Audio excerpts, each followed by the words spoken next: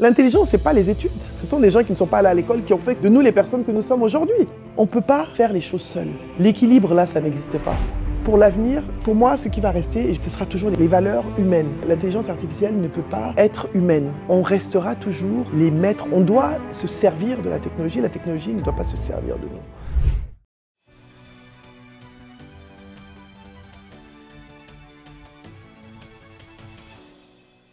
Donc, Nabou, une nouvelle fois, bienvenue chez nous. Merci beaucoup, Akpe Kaka. Bonsoir, Akpe. Avant d'introduire, je pense que c'est important que vous sachiez où vous êtes. Oui, tout à fait. Donc, Nestlé, c'est un groupe international où nous avons 300 000 employés dans le monde. Au sein de cette organisation, on a une organisation qui s'occupe de tout ce qui est recherche et développement et innovation, dont nous faisons partie. Et donc, dans l'écosystème Nestlé, il y a environ 25 centres de recherche et développement dans le monde, dont 6 sont dédiés à tout ce qui est innovation, mais aussi l'idée, c'est d'être proche en fait des populations qui sont nos principaux clients en fait. Et donc, R&D Abidjan, nous couvrons tout ce qui se passe dans la zone subsaharienne. Donc, on travaille, donc les personnes que vous voyez ici travaillent à différentes niveau sur des projets, des idées, des concepts. Et donc demain, comme là récemment, on a sorti, comme vous voyagez beaucoup, on a par exemple un produit qui se vend très bien au Nigeria qui s'appelle le Golden Hormone. C'est de la farine pour faire de la bouillie par exemple, qu'on peut utiliser pour casser le jeûne le soir. On a aussi par exemple en Côte d'Ivoire sorti il n'y a pas longtemps le Magi Aïe. Donc tout cela se fait aussi en collaboration avec les usines, etc. Mais vraiment tous les produits Nestlé naissent à la base dans un centre R&D. Que ce soit des produits existants ou des nouveaux produits, des nouveaux concepts, en fait, si on a un souci avec un produit, la formulation, les équipes des centres R&D vont travailler dessus. Donc ici, nous nous focalisons vraiment sur ce que nous appelons les produits affordable, parce que nous sommes entourés d'une population qui n'a pas les mêmes moyens qu'en Europe, aux États-Unis, etc. Mais tout en gardant des produits qui sont nutritionnellement bons et aussi qui font du bien au corps, bien évidemment, avec aussi en tenant compte voilà, de tous les préceptes OMS, etc., de choses qui sont importantes pour la nutrition. D'accord. Donc, on est un petit centre dans l'écosystème de Nestlé, mais on fait des choses importantes et on est dans la zone qui croît le plus en termes de population, en termes d'impact, en termes de business. Donc, c'est vraiment une équipe dont moi, je suis fière et tout. Et donc, aujourd'hui, on vous accueille chez nous parce qu'on s'est dit, qu'est-ce qu'on fait pour cette année, pour la journée des droits internationaux de la femme. Et on a pensé que c'était bien de recevoir quelqu'un. Et c'est vrai que par rapport à ce que Honorine a pu dire, on vous observe sur les réseaux sociaux, on voit que vous faites beaucoup de choses. Mais je pense aussi que ce qui m'intéresse beaucoup dans votre parcours, c'est effectivement tout ce qui est coaching, tout ce qui est leadership.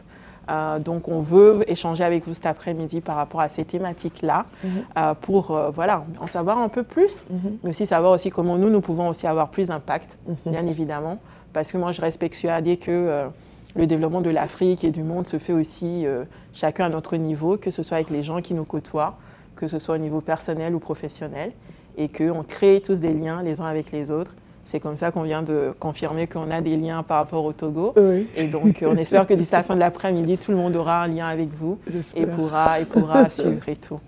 Peut-être pour introduire, maintenant que vous savez qui nous sommes, j'aimerais peut-être vous demander en quelques mots de vous présenter. Peut-être que dans ce que Honorine a dit, il manque peut-être des choses que vous voulez nous dire. Et puis aussi, moi, je pense que ce qui pourrait être intéressant pour nous de savoir, c'est comment vous avez fait ce changement de passer des entreprises à coach en développement, etc. Ça peut nous éclairer pour la suite de l'échange. Absolument. Merci beaucoup déjà et merci de me recevoir ici. C'est une découverte pour moi. En tout cas, il faut applaudir Honorine parce que vraiment, elle a tenu à ce que je sois là. Non, on ne dit pas non à Honorine. Quand Honorine veut quelque chose, aïe, aïe, aïe. Donc merci déjà pour la perspicacité, la persistance. Puis je suis contente de découvrir parce que je ne connaissais pas du tout. Je connaissais Nestlé là-bas, mais j'avais absolument pas. Donc ça rajoute à ma culture. Donc comme Honorine l'a dit, j'ai une carrière très corporate comme vous. Donc j'ai commencé dans les télécoms il y a très longtemps, même si j'ai l'air jeune. Mais vous êtes jeune. Oui, dans ma tête, oui. Mais pas dans mes os. J'ai commencé ici à l'époque dans la société qu'on appelle MTN en Côte d'Ivoire. Donc j'étais au marketing, on démarrait à cette époque-là. Et j'ai découvert, j'étais dans les télécoms, dans l'informatique, les finances, mais je suis allé travailler dans un domaine que je ne connaissais pas. Donc dans tout ce qui est commercial, donc je me suis dit, bon, je vais sortir de ma zone de confort, comme je savais que j'avais plutôt une personnalité qui demandait à être en contact avec des personnes. Franchement, le marketing, je ne connaissais pas, mais je me suis challengé. Je me suis dit, bon, ok, tu vas aller faire quelque chose que tu ne connais pas, tu vas apprendre et puis tu vas demander aux gens qui connaissent, tu vas te renseigner.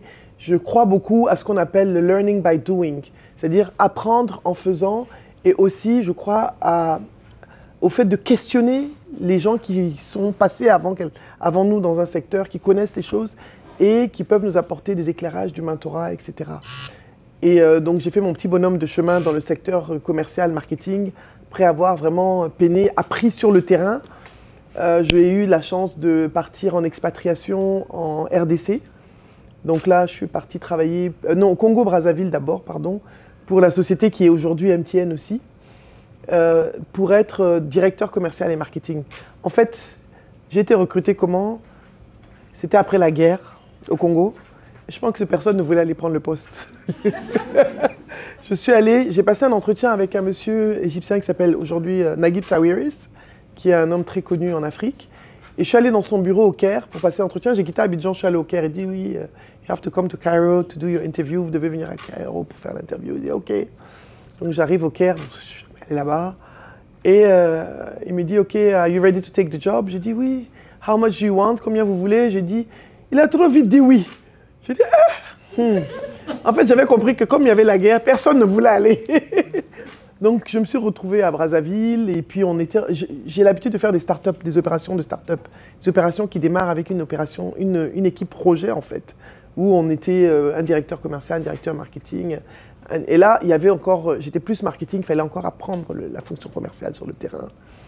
Et bon, j'ai fait mon petit bonhomme de chemin là-bas et ensuite je suis parti travailler chez Vodacom en RDC, chez la société de distribution de Vodacom en RDC que j'ai dirigée en tant que directeur général adjoint. Et là aussi, je suis tombé dans un autre environnement. La RDC, vous savez ce que c'est, hein? C'est Kinshasa. À l'époque, on disait 20 millions. Maintenant, aujourd'hui, je ne sais pas. Et donc, ça m'a permis, qu'est-ce que je voulais dire en vous disant, les différents environnements dans lesquels j'ai baigné m'ont forcé à m'adapter, en fait. À m'adapter et à apprendre sur le tas, à chaque fois, à composer avec différents types de cultures, différents types de personnes. Et je pense que vous êtes dans ce cas-là, puisque vous êtes dans un environnement interculturel et multiculturel. Donc, il y a une agilité de fait qui se développe. Et après, de là, en RDC, j'ai fait mon bonhomme de chemin dans la boîte de Vodacom. Et je me suis lancé dans l'entrepreneuriat à partir de Kinshasa. Ça, c'est encore une autre aventure. Je ne peux pas vous expliquer. De Kinshasa, c'est un autre level. Donc, voilà quoi. Donc, voilà un petit peu, je pense, le parcours qui m'a façonné. Je suis né à Dakar, j'ai grandi à Abidjan. Et je vis en Côte d'Ivoire. J'ai commencé à vivre en Côte d'Ivoire depuis que j'avais l'âge de 10 ans. Et je peux vous dire que je n'ai pas 20 ans. Je n'ai que l'air d'avoir 20 ans. Donc, ça me permet d'avoir une flexibilité, une connaissance un petit peu, une multiculturalité et puis une passion pour l'Afrique, en fait. Parce que, comme elle l'a dit, je me suis rendu compte qu'il y avait une richesse humaine et que ce n'était pas forcément la richesse des infrastructures, la richesse telle qu'on la conçoit en Occident, mais une richesse culturelle, une richesse humaine. Il y a des valeurs qu'on partage avec tous les pays, qui sont la solidarité, qui sont la générosité, qui sont le partage. Même si on n'a pas beaucoup, le peu qu'on a, on le partage. Donc voilà, un petit peu la personne que je suis, une personne qui aime l'Afrique et qui croit en l'Afrique malgré tout. Très bien. C'est super intéressant et je pense que la thématique de la multiculturalité, on se retrouve dedans parce que nous, on n'est pas très nombreux, mais on a environ une quinzaine de nationalités avec certaines personnes qui ont des doubles, des triples nationalités, compris moi. Certains qui ont vécu à différents endroits, etc. et qui se retrouvent aussi effectivement en Côte d'Ivoire et c'est aussi, je pense, la richesse des grands groupes. Bien évidemment. Naboula, j'ai envie de vous demander comment vous en êtes arrivé, parce qu'on parle beaucoup de télécom, et c'est vrai qu'à un moment, c'était le gros boom en Afrique. Hein. Il y a quelques années en arrière, on n'avait pas de téléphone portable, etc. Donc, il y a beaucoup de sociétés qui ont surfé sur cette vague-là. Mais comment vous êtes arrivé de ça à l'émancipation des femmes, l'autonomisation des femmes, encourager les gens à devenir des leaders? Alors, c'est très simple, c'est lié à mon parcours, en fait, parce que je suis arrivée dans les télécoms, déjà en tant que responsable marketing, j'étais la seule femme parmi les chefs de division déjà à cette époque-là. Donc je me retrouve dans un milieu très masculin, les télécoms, avec que des hommes. Il faut faire sa place un petit peu à cette époque-là. Et ensuite, j'ai shifté, quand je suis devenue directeur marketing et commercial, j'étais aussi la seule femme parmi 4 ou 5 directeurs. Et je me rappelle très bien quand j'étais à Brazzaville d'abord, quand les gens arrivaient au bureau, le premier bureau projet qu'on avait, c'était dans un appartement avant qu'on déménage dans notre local construit, c'était dès qu'ils arrivent, je ne peux être que la secrétaire. C'est pas possible, je ne peux pas être un directeur. C'était pas dans l'entendement des gens. J'étais très jeune, je ne pouvais pas être directeur. Donc toujours, on allait vers les hommes toujours vers les hommes. J'avais 3 collègues, un Égyptien, un Libanais et un Congolais de RDC. Et c'était forcément eux les directeurs. Et ils revenaient toujours vers moi. Et alors que j'avais jamais intégré ça, je m'étais jamais dit que tiens, on allait faire une différenciation, une discrimination, juste par le genre, juste parce que je suis une femme, je ne peux pas être un directeur. Donc déjà, de fait, ça m'avait... Et qu'est-ce que j'ai fait à ce moment-là quand je recrutais? Je pense que c'était... Je ne faisais pas de la discrimination positive, mais c'est vrai que je donnais beaucoup de chance aux femmes. Je me disais, à CV égal, je donnais les mêmes opportunités aux femmes en tant que directeur commercial et marketing qu'aux hommes, ce qui fait qu'aujourd'hui, je peux dire que j'ai beaucoup de personnes que j'ai recrutées à Brazzaville qui sont encore là. J'en viens, j'étais hier, avant-hier, je suis rentré de Brazza, qui sont aujourd'hui des directeurs, qui sont des chefs de division, et femmes comme hommes. Mais je me dis, le plus important pour moi, c'est aussi ce legacy-là, d'avoir laissé des gens qui aujourd'hui sont quand même des responsables au sein de l'entreprise, et de dire que les femmes pouvaient aussi avoir leur place. J'avais aussi une particularité dans ma façon de recruter, c'était, pour moi, je ne recrutais pas forcément un bac plus 10.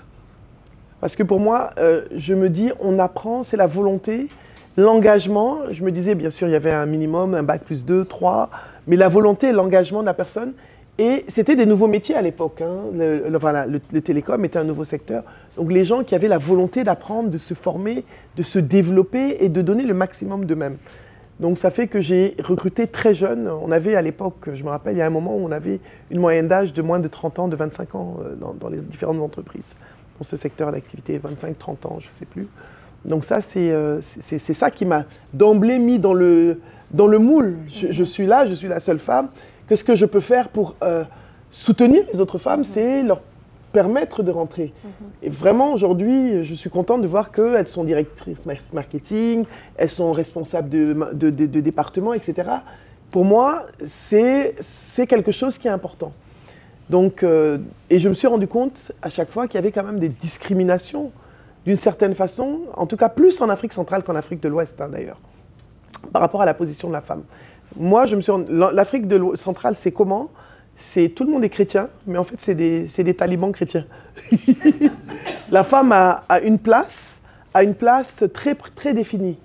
Voilà, la maman, c'est la maman Ndako, la maman, l'épouse, c'est ça, la maman ne doit pas trop sortir. C'est vraiment la mentalité très traditionnelle, en fait, surtout à l'époque et même encore maintenant, hein, entre les deux Congos. Donc, je me suis rendu compte que... pas un combat, mais il faut occuper sa place en fait, en tant que femme, en étant comment? En travaillant, en étant compétente, en faisant ce qu'on a à faire et en permettant aux autres femmes aussi d'avancer. Pour moi, c'était très important.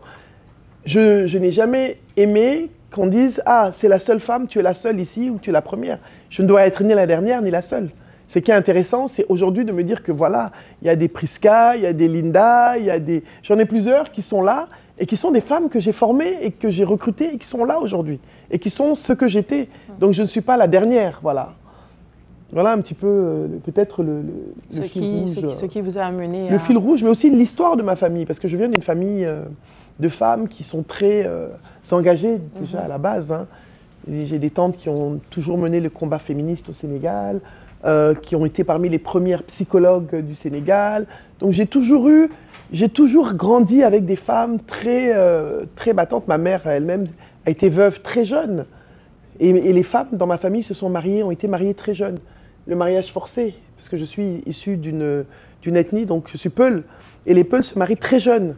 14, 15 ans, chez nous, les mamans, les tatas, elles étaient toutes mariées, elles ont eu des enfants. Donc il y a tout ça. Et ma mère disait toujours que si on doit être éduqué parce qu'elles ne voudraient pas que ses filles ou leurs filles, en tout cas mes tantes, ma mère, aient à ne pas avoir le choix, qu'on les marie de force. Donc tout ça, ça a un impact sur la personne que je suis. Voilà. Très bien. Je pense que ce que vous venez de nous dire est super enrichissant. Moi, j'entends plusieurs choses. Déjà, votre propre parcours, déjà vos origines, comme vous venez de le mentionner, le fait d'être né dans une société qui fait certaines choses, à certaines pratiques.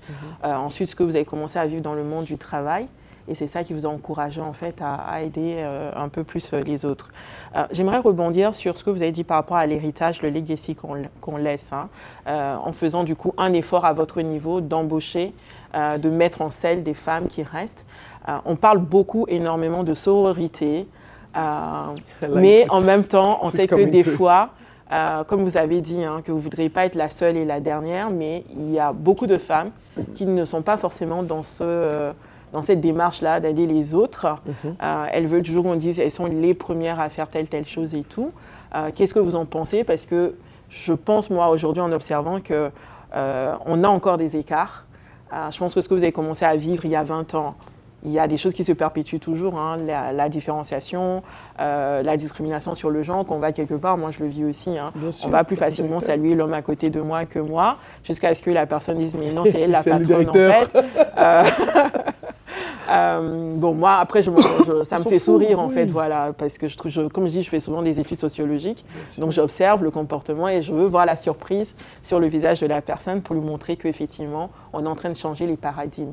Mais justement, par rapport à cette thématique de legacy, d'encourager les femmes, c'est pas toujours courant, même si on en parle beaucoup. Et comme je disais, on entend beaucoup sororité, mais des fois, dans les faits, c'est pas vraiment ça.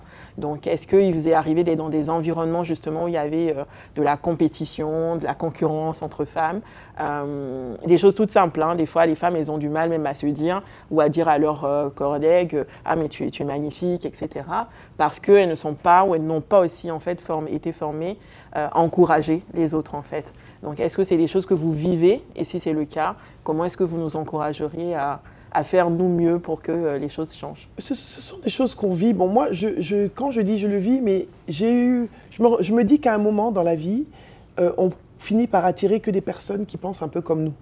Parce que comme je n'ai pas ce mindset-là, du coup, les femmes que j'attire autour de moi sont des femmes qui encouragent, des femmes qui soutiennent et des femmes qui élèvent. Et on regarde de loin celles qui ne le font pas, en fait. On les regarde avec beaucoup de pitié et beaucoup de tristesse parce que, en fait, on ne peut que réussir à transformer la société quand on est ensemble. Quand on est dans moi, je crois aux initiatives collectives.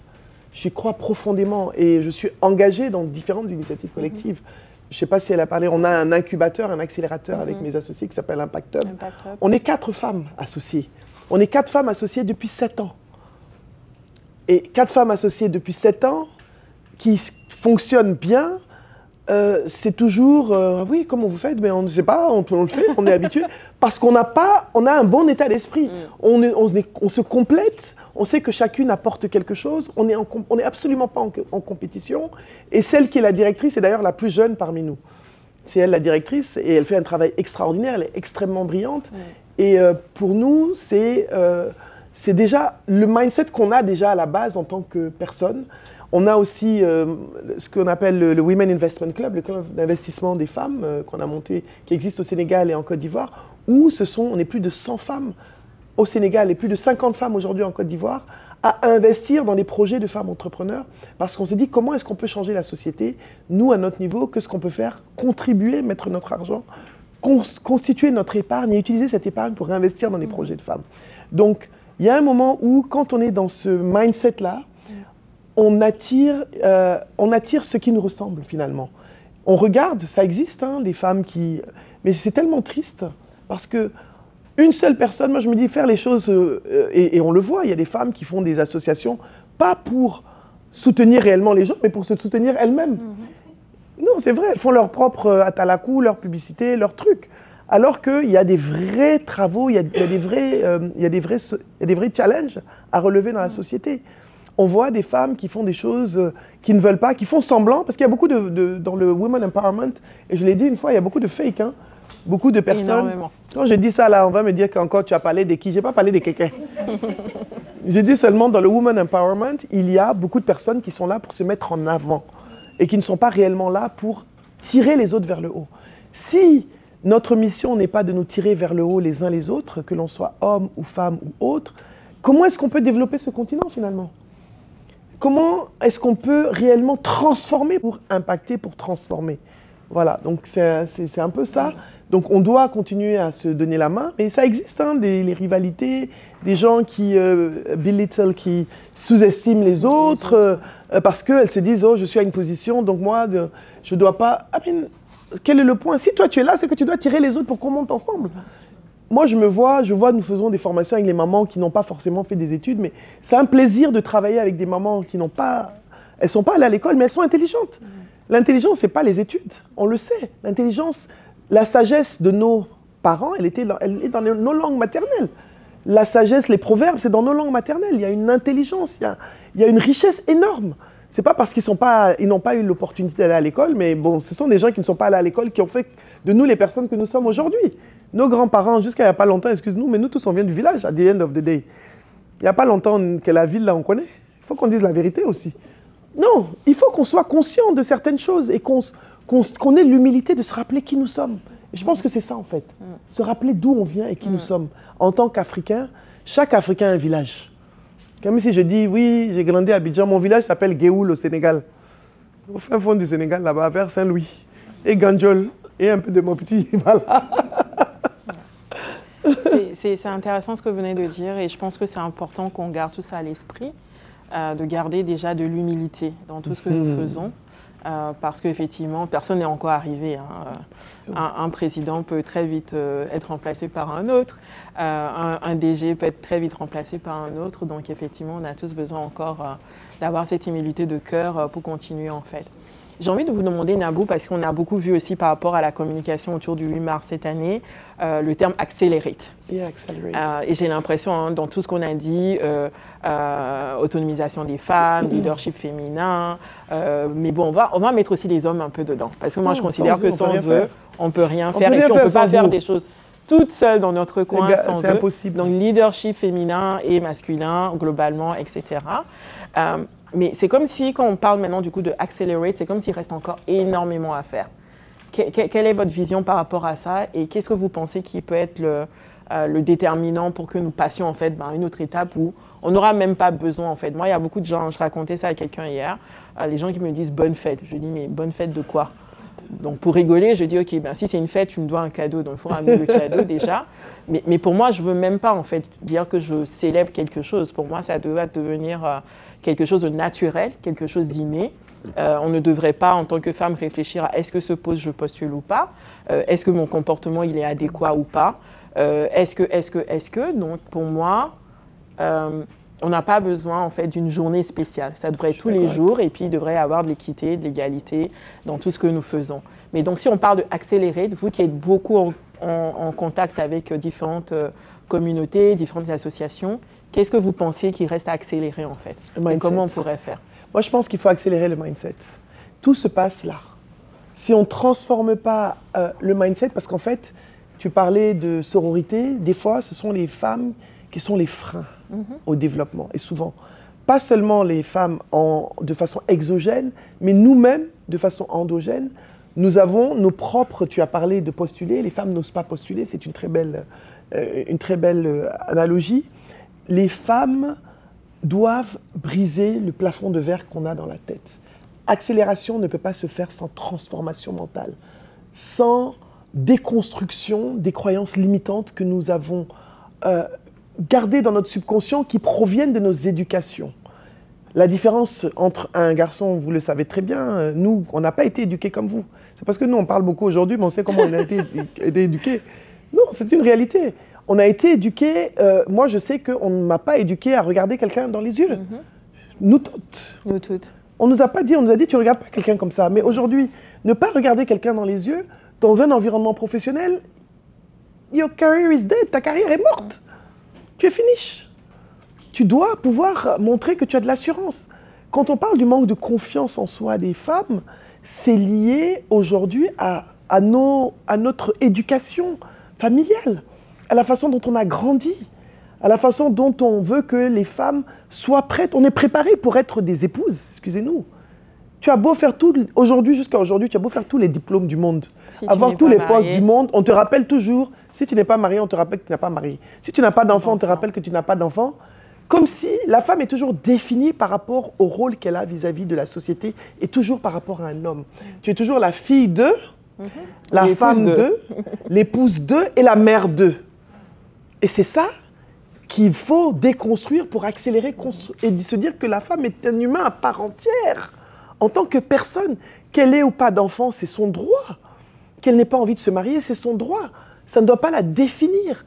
Tu vois des personnes qui sont éduquées et puis tu vois, oui, elle est directrice, mais elle n'est toujours pas mariée et puis elle n'a pas d'enfant. C'est pas possible. Comment on peut encore tenir ce genre de langage ? Et contrairement à ce qu'on pense, parce que nous sommes dans un milieu où nous avons un certain mindset, un état d'esprit, mais je peux vous dire que nous ne sommes pas la majorité. Et je le découvre tous les jours. Et même dans les corporations, il y a beaucoup de ça. Et même dans les corporations. Tu vois des discriminations, comme tu le dis. Tu es directeur, quelqu'un peut te dépasser ici, déjà, et pire, parce que dans certains environnements, bon maintenant on est beaucoup plus dans l'inclusion, il y a de la diversité, mais à l'époque, il y a peut-être 20 ans, les directeurs, excusez-moi, c'était l'homme blanc. C'était un homme blanc. Il faut dire ce qui est. Donc déjà, si toi tu es une femme noire, c'est fini pour toi. Donc accélérer, c'est changer ce mindset. Accepter qu'une femme, c'est une personne à part entière et qu'elle n'est pas obligée pour exister, pour être, mais qu'elle peut être ce qu'elle veut et qu'elle doit être ce qu'elle veut. Et nous avons besoin des hommes pour ça, parce que vous êtes les papas des filles. Vous avez des filles et je suis très contente parce que souvent les hommes me disent « Ah, vraiment, je veux que tu parles à ma femme, je veux que ma femme bouge. » Je vois que les hommes aussi veulent voir leur femme se changer. Parce qu'ils se disent que la femme vient d'une autre éducation où on l'a limitée. Pas parce qu'elle n'est pas intelligente, mais on est toujours dans un espèce de... Moi, je vois, j'accompagne des femmes qui sont directrices générales dans des banques, dans des institutions. Mais elles me disent, oui, tu sais, tu me vois là, je suis DG, mais je n'ai pas confiance en moi. Quand il y a le board meeting, je n'ose pas prendre la parole. Je ne m'impose pas, je ne veux pas qu'on me voie, je me cache. Cette affaire de personal branding, c'est parce que pendant longtemps, je le fais parce que pendant longtemps, je me suis rendu compte que même, nous, on nous disait, non, quand tu réussis, tu dois te cacher. Tu dois te cacher. On a grandi dans ça. Et le monde, mais c'est en contradiction avec le monde dans lequel nous évoluons. Donc nous devons avoir ces outils. Et ça, c'est pas que les femmes, c'est même les hommes africains. C'est même pas lié qu'aux femmes. C'est vraiment tout notre écosystème culturel, socio-culturel, qui nous dit, ah, si tu réussis, même on a peur des sorciers aussi. Nous connaissons. C'est moi seule, mes tantes, je mets mes photos sur Facebook, elles vont aller écrire « Dis Machallah ». La bouche des gens, on dit « Oui, africain, c'est pas facile ». C'est un full-time job d'être africain, ça requiert des compétences particulières. Doctorat. Donc voilà, c'est vraiment l'accélération ne peut pas se faire sans déconstruction mentale. De part et d'autre, que ce soit des hommes tout à fait comme des femmes. Très bien. Il y a quelque chose qui me revient là en écho, on parle de déconstruction, mais j'ai envie de dire, c'est un terme très intello. Et on a parlé du fait que Accelerate, ou la journée des droits de la femme, l'autonomisation de la femme, c'est pas seulement à notre niveau, à nous, parce que nous côtoyons des gens qui ne sont pas de notre milieu, nous côtoyons des gens qui n'ont peut-être pas notre niveau d'éducation. Est-ce que le Accelerate, il peut prendre une autre forme en fait dans un autre environnement que le nôtre? Alors moi, je vais te dire une chose, c'est que moi, je me suis rendu compte dans mon appréhension des choses et de la chose socio-culturelle africaine et dans l'analyse de nos sociétés traditionnelles, la femme avait une place dans la société traditionnelle africaine. Cette place, on l'a perdue avec la colonisation. On a copié une société occidentale qui n'était pas notre modèle et ça fait qu'on est des embrouillés en réalité. Parce que quand tu vois les reines africaines, que ce soit Aya Santewa, que ce soit la reine Pokou chez les Baoulés, que ce soit Taitou Betoul, que ce soit la reine du Burundi, etc. On a, que ce soit les Candace de Couche, etc. au Soudan, on a des femmes, mais elles ont été tues par l'histoire. Et c'est à ce moment-là que ce narratif n'est pas venu aux jeunes filles africaines, aux jeunes femmes africaines et aux hommes africains. Parce que l'histoire a été réécrite par les Occidentaux. Nos histoires ont été réécrites. Et donc, ça fait que on ne peut pas s'affirmer parce qu'on n'a pas de représentativité, de représentation. Que ce soit la petite fille, elle ne connaît pas l'histoire. Et même dans le combat de l'indépendance. Il y a eu beaucoup on a eu Jacqueline Kizerbo, on a eu tellement de femmes qui se sont mises, qui se sont battues. On ne parle pas des femmes de Grand Bassam, c'est maintenant qu'on en parle. Les femmes de Grand Bassam, les femmes de Nder au Sénégal. On ne parle pas de tout ça. Kimpavita au Congo. Donc, on a des héroïnes africaines qui sont là. La femme en Afrique était là devant. Elle avait une place et dans la charte du Kouroukanfouga, donc dans la charte, quand Soundiata Keïta a pris le pouvoir, il y a eu la charte qui est la charte précurseuse comment on appelle ça, des droits de l'homme. Les femmes et les hommes avaient les mêmes droits. Les femmes avaient, il y avait autant de femmes qui siégeaient au conseil que d'hommes. Que s'est-il donc passé?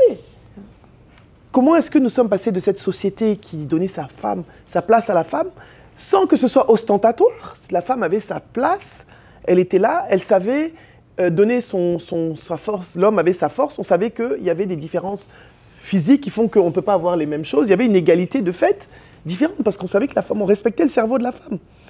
Donc on a la place de nos grands-mères dans les villages.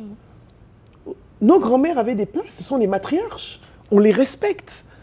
La place, comment l'homme africain respecte la maman. Il n'y a pas un homme dans le monde qui respecte la mère plus que l'homme africain, c'est pas possible. Donc qu'est-ce qui s'est passé? Qu'est-ce qui s'est passé? Il respectait sa femme, il respectait l'homme. La polygamie telle qu'elle est décrite aujourd'hui n'était pas la polygamie traditionnelle. La polygamie traditionnelle était faite parce qu'il y avait des nécessités, parce que c'était pour aider, c'était pas forcément, c'était socio-culturel. Donc, quand on ne revient pas à la racine, pour savoir qui nous étions, et c'est ce que je dis toujours, qui étions-nous? Qu'est-ce qui s'est passé avant que nous devenions ce que nous ne sommes pas en réalité? Voilà, la sagesse, la voix de sagesse, la sagesse, c'est la femme âgée. C'est la femme avait sa voix. Donc cette déconstruction dans les villages, c'est aujourd'hui, les hommes sont au village, ils sont assis, les femmes travaillent. C'était pas comme ça. Les hommes n'étaient pas assis, les hommes allaient en guerre ou à la chasse. C'est ce qui se passait. Maintenant, la structure sociale a changé. Mais comment est-ce que tu ramènes, dans une structure sociale transformée, comment est-ce que tu ramènes des choses qui nous appartenaient? Parce qu'il y a eu des choses occidentales. J'ai lu un livre récemment extraordinaire que je vais parler.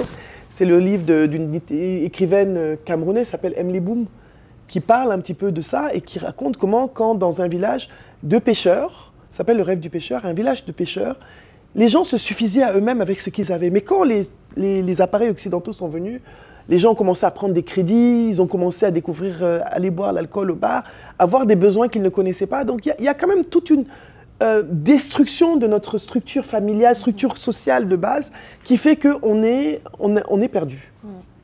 Il parle beaucoup, hein. Donc tu m'as secoué, tu m'as donné le sujet qui me parle là. On a vu que ça te passionne. Oui, en fait, c'est ça vient du cœur là, vraiment. Alors, si je résume ce que tu viens de nous dire, donc on va finir par se tutoyer parce que je... Oui, c'est toi moi en même temps, parce que ton voix là, maman, ça me fatiguait un peu. Bien. Ce que j'entends, c'est que tu avais dit tout à l'heure en amont, c'est important de savoir d'où on vient en tant que personne, mais c'est aussi important de savoir que nous venons d'une société qui a des valeurs, qui a des rites, qui a une façon de fonctionner, qui était très belle. Il y a des choses qui ont changé. Il y a des choses peut-être qu'on a cru que c'est la modernité qui venait changer, qui allait apporter du mieux, mais que ce serait bien de réfléchir en fait à ces choses-là et de revenir à ces bases-là. Si je résume bien ce que tu nous as dit. De repenser ces bases-là tout en se disant, ok, on est déjà là où on est. On ne peut pas changer les choses, mais on peut se rappeler qui nous sommes et replacer les choses dans leur contexte. Parce que tu m'as demandé, dans les sociétés qui ne sont pas forcément citadines, comment est-ce qu'on ramène les choses? Il y a le respect, la façon dont on va parler aux hommes pour leur faire comprendre que les femmes doivent faire les choses. Il y avait quand même des coutumes. Tu vois, je regardais un reportage récemment sur la lumière, c'est de la lumière des femmes, ou je ne sais pas, ça se passe dans un village Peul au Sénégal. Et quand les femmes doivent aller en formation, on va parler aux hommes. On leur explique, ça faisait partie du rituel. c'est pas parce qu'on va pas cracher, oui, ils n'étaient pas égalitaires, machin, mais c'était la période, c'est la culture qui veut ça. Aujourd'hui, on est dans un autre contexte, il y a d'autres réalités. Donc, comment est-ce qu'on intègre certaines choses à la réalité du moment, au contexte actuel? Voilà, c'est surtout ça. Pas forcément revenir, on ne va pas revenir en arrière, bien sûr, mais on doit intégrer les choses. Ouais. Et je pense que le mot intégration est le bon terme, hein, parce que pour certains d'entre nous, qui avons des origines diverses, qui avons vécu à différents endroits, bien sûr.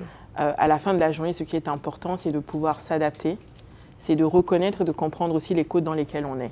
Quelque chose que tu as dit tout à l'heure qui m'a beaucoup marqué, c'est que effectivement, le fait qu'on ne regarde pas les gens dans les yeux en Afrique, dans une autre société, ou en tout cas en Europe, hein, certaines personnes pourront confirmer ici, c'est un manque de respect, alors qu'ici c'est le contraire, où ça peut paraître plutôt comme ce qu'on est en train de dire est faux, et donc c'est pour ça qu'on fuit le regard en fait. Donc c'est là où ça devient important de savoir dans quel contexte on est, dans quelle société on est, et comment est-ce qu'on doit faire les choses ou dire les choses, parce qu'à la fin, peut-être que l'objectif qu'on poursuit n'est pas le même, ou ne sera pas le même selon l'endroit où on est, et ce qu'on pense faire naturellement, parce que peut-être qu'en Côte d'Ivoire, je vais me comporter d'une certaine façon. Si je fais la même chose donc à Vevey, qui est le siège de Nestlé en Suisse, ça ne va pas du tout passer, parce qu'ils vont se dire, mais c'est bon, elle est trop tropicalisée maintenant, idem. Donc, effectivement, on retient. Moi, j'aimerais aussi te demander, profiter du fait que tu es là avec nous. On sait que tu es coach. On sait que tu maîtrises aussi tout ce qui est un peu notion de tout ce qui est gestion des émotions, etc. Et c'est vrai que le monde d'aujourd'hui nous demande beaucoup. Nous demande beaucoup à différents niveaux, entre les vies professionnelles et les vies personnelles, que ce soit pour les hommes ou les femmes. Moi, je ne fais pas de différence. Mais justement, par rapport à ce que tu as dit, de fait aussi que nous avons tous des éducations différentes, nous avons vécu à des endroits différents, on est des fois en fait entre différents clivages, on se sent un peu tiré. Donc, qu'est-ce que sont les, je ne sais pas, si tu devais nous donner 3 conseils, comment on fait en fait pour s'assurer que justement on garde cet équilibre qui nous permet d'avoir cette confiance en soi avec toutes ces choses-là, que ce soit notre background, mais l'environnement dans lequel on est, et puis tout ce qui se passe autour de nous. Alors moi, je dirais déjà la première chose, c'est d'être attentif, l'écoute. On arrive dans un environnement, comme on dit, quand tu vas en Chine, si on fait comme ça, tu fais comme ça. Donc, il faut être à l'écoute de l'autre et respecter la culture de l'autre. L'écoute est très important. L'empathie, quand tu parles d'émotion, c'est empathie. Savoir que chacun de nous a un vécu, a une histoire, a une posture qui est liée à son éducation et que c'est pas parce que tu fais quelque chose que tu es impoli, c'est juste parce que j'avais cette discussion avec ma mère. Elle me dit, écoute, voilà, ce matin, très tôt, j'appelle ma mère et tout. Elle me dit, écoute, voilà, j'étais je sais pas où. Ma mère, c'est une Sénégalaise. Elle vit en France, mais elle est sénégalaise. Sénégalaise, elle aime recevoir. Tu ne peux pas rentrer chez un Sénégalais, s'il y a à manger, tu vas manger. C'est même un Africain. Les Togolais aussi sont comme ça, je sais. Un Africain, quand il y a à manger pour un, même si c'est petit, on va partager, on va manger. Donc elle est partie quelque part, elle me dit, voilà, ils se sont servis, on ne m'a pas servi. J'ai dit, mais... c'est parce que... J'ai dit, mais c'est pas leur... Je dis, tu sais, moi, ça ne me choque pas parce qu'ils n'ont peut-être pas la même façon de voir les choses que toi. Toi, ça te choque. Moi, je suis arrivée au point où il n'y a plus beaucoup de choses qui me choquent. Mais nos mamans, c'est nos mamans. Et je lui dis, moi, en fait, je me dis, tu vois, toi, tu le vois d'une certaine façon. Certainement, ce n'était même pas fait méchamment. C'était juste parce que peut-être ils ont un esprit occidental. Il y a des gens que ça gêne. Ils se disent, est-ce que tu vas manger ça? Tu vois, il y a tout ça. Ou même que ce que la personne a préparé, est-ce que ça va te plaire? Ça va lui plaire ou est-ce que c'est... Et peut-être parce qu'ils ont peut-être fait du porc, tu sais pas. Et toi, tu es musulmane. Tu vois, et c'est le ramadan, donc je ne sais pas, il y a beaucoup de choses qui peuvent rentrer en ligne de compte. Donc, se mettre dans une posture d'empathie vis-à-vis de l'autre. L'écoute, l'empathie et se mettre à la place de l'autre avant et ça nous permet de gagner beaucoup de temps, d'espace, même professionnellement. En tant qu'homme, femme, et c'est important que les hommes soient là parce que les hommes ne nous comprennent pas toujours. Et si vous travaillez avec des femmes, ça vous permet de mieux comprendre leur point de vue. Nous, ce matin, je demandais à une dame, une société, la journée. Elle a pas dit tout ce qu'elle faisait, mais à aucun moment elle s'occupe d'elle. Je m'occupe de mes enfants, je m'occupe de mon mari, je vais au bureau, j'écoute les trucs, je rentre à la maison, je dois faire les courses. Je dis, mais et toi? Elle dit non. Et quand nous, on vit tout ça, quand tu nous vois au bureau, il faut nous comprendre quoi. Hein, vous arrivez à la maison, ta chemise, tu portes, c'est repassé. Tu ne sais pas Qui a repassé comment le lit, tu dors, les draps sont propres? Est-ce que c'est faux? Mais voilà.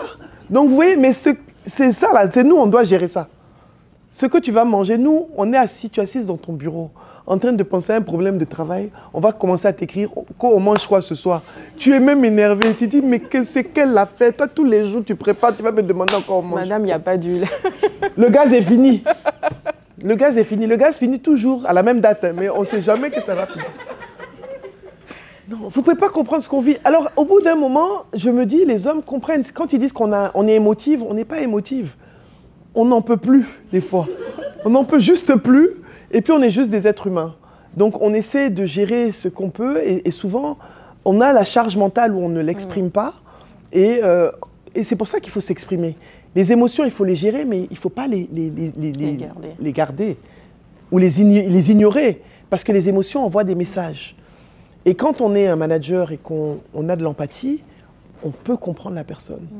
Et on s'assoit et on se dit, bon, c'est quelqu'un qui est toujours correct. Aujourd'hui, c'est qu'il y a quelque chose. Tu vois, il y a quelque chose, il doit y avoir un problème. Donc l'écoute, le respect, l'empathie, je pense que ce sont les choses qui nous aident à évoluer dans des environnements multiculturels où nous sommes. Parce que, comme je te dis, j'étais à Brazzaville, hein, je me suis arrêtée à Lomé de 2 heures. J'étais dans mon mouvement togolais. Avant ça, j'étais dans mon mouvement congolais. Maintenant, je suis dans mon mouvement ivoirien. La semaine prochaine, je serai dans mon mouvement sénégalais. Mais bon, je respecte chaque chose. Par exemple, j'ai grandi en Côte d'Ivoire et il y a un vrai challenge parce que nous, ici, on ne respecte rien. Pour ceux qui auraient grandi en Côte d'Ivoire savent que notre bouche n'importe pas de caleçon. On dit tout. J'ai dit à quelqu'un que les Ivoiriens sont les spécialistes du mal parlage. Non, on parle mal, voilà. Donc quand quelqu'un me dit on m'a mal parlé, c'est quoi la nuance en fait? Parce que moi, en tant que Togolais, je trouve que tous les jours, vous parlez mal. On ne fait pas exprès, c'est d'autres comme ça. Donc quand je vais à Dakar, je fais attention. Parce que tu deviens sénégalaise. Non, je me trompe. J'ai trop duré ici, c'est ça le problème. Quand tu as duré ici, tu te trompes et puis tu fais une petite phrase là, à Abidjan. Le gars, oh, tu as un faux type. Le Sénégal, il fait, tiens, tu m'as insulté. J'ai dit, tiens, pardon. Je t'ai pas insulté, mon frère, pardon. Je sais, Abidjan, là, je lui explique que non, moi, j'habite en Côte d'Ivoire. Nous, c'est comme ça, on parle, c'est pas méchant. Mais ça nous est arrivé avec des amis à Dakar. On parlait avec le gars, le conducteur, j'étais avec des amis d'Abidjan. Le gars nous a fait une crise. Mais on s'est mis à sa place, on a compris qu'en fait, culturellement, c'est différent. C'est pas la même posture. Abidjan, ça va vite, à Lomé, ça va un peu moins vite. Les Togolais sont trop gentils. Ils exagèrent aussi dans leur gentillesse des fois. C'est quelle gentillesse ça? Quand tu vas au Bénin, les gens sont un peu plus... Tu vois ce que je veux dire? Donc c'est vraiment... Il faut tenir compte de ça. C'est pour ça qu'il faut être à l'écoute et observer. L'observation, qu'est-ce qui se passe? Comment est-ce qu'on évolue dans cet environnement? Comment est-ce que je peux trouver ma place sans choquer? Parce que tu dois t'adapter, tu dois respecter, tu dois avoir de l'empathie. Et tu dis non, moi c'est comme ça, c'est pas comme ça. Non, c'est pas comme ça. On n'est pas hier là-bas. Non, là-bas on fait comme... Et les Suisses, n'en parlons pas. Je ne parlerai pas de ces gens-là. Moi, je sais pas comment... Tu es chez une entreprise suisse, hein, oui, mais les Suisses sont tristes. Et tu es being recorded. Guys, you're sad. You're boring. We have to say it. C'est sympa la Suisse, mais c'est gentil quoi. Tout le monde est gentil là-bas aussi. Oui. Mais au moins on respecte les règles. Oui, trop. C'est comme quand j'étais à Singapour, je me suis dit... Ouais, à Singapour, on dit qu'il n'y a pas de chewing-gum, donc ils vendent des mentos là. Ils nous ont trompés. Dis mentos, c'est bon mot. Tu ne peux pas jeter quelque chose, tu peux... Sinon tu vas en prison. Ah, non, j'étais carré à Singapour. Hein. Tu respectais les règles. Yeah. Je ne veux pas qu'on me voit à la télé. Vous, Nabou a été en prison à Singapour. À cause d'un chewing-gum. À cause de chewing-gum. Ton nom est gâté en même temps. J'aimerais revenir sur quelque chose que tu as dit. Tu as dit les émotions, faut pas les garder, il faut exprimer. Mais on sait très bien que dans la culture africaine, dans l'éducation africaine, c'est pas quelque chose qu'on fait. Les garçons, on leur apprend à ne pas pleurer. Un homme, ça ne pleure pas. Un homme, ça reste toujours fort. Et les femmes, de plus en plus, on nous dit qu'il ne faut pas montrer ta vulnérabilité. Même surtout quand tu es dans des positions de management, etc. Donc, comment est-ce qu'on fait? Alors, la vulnérabilité, aujourd'hui, il y a une dame extraordinaire qui a un livre et un TEDx extraordinaire que je vais... Brené Brown, je ne sais pas si tu connais sûrement. Et la vulnérabilité, en fait, elle peut devenir une force parce qu'elle nous connecte avec les autres. On est authentique. La vulnérabilité, c'est notre authenticité. Et les hommes, aujourd'hui, ne se laissent plus faire. Hein.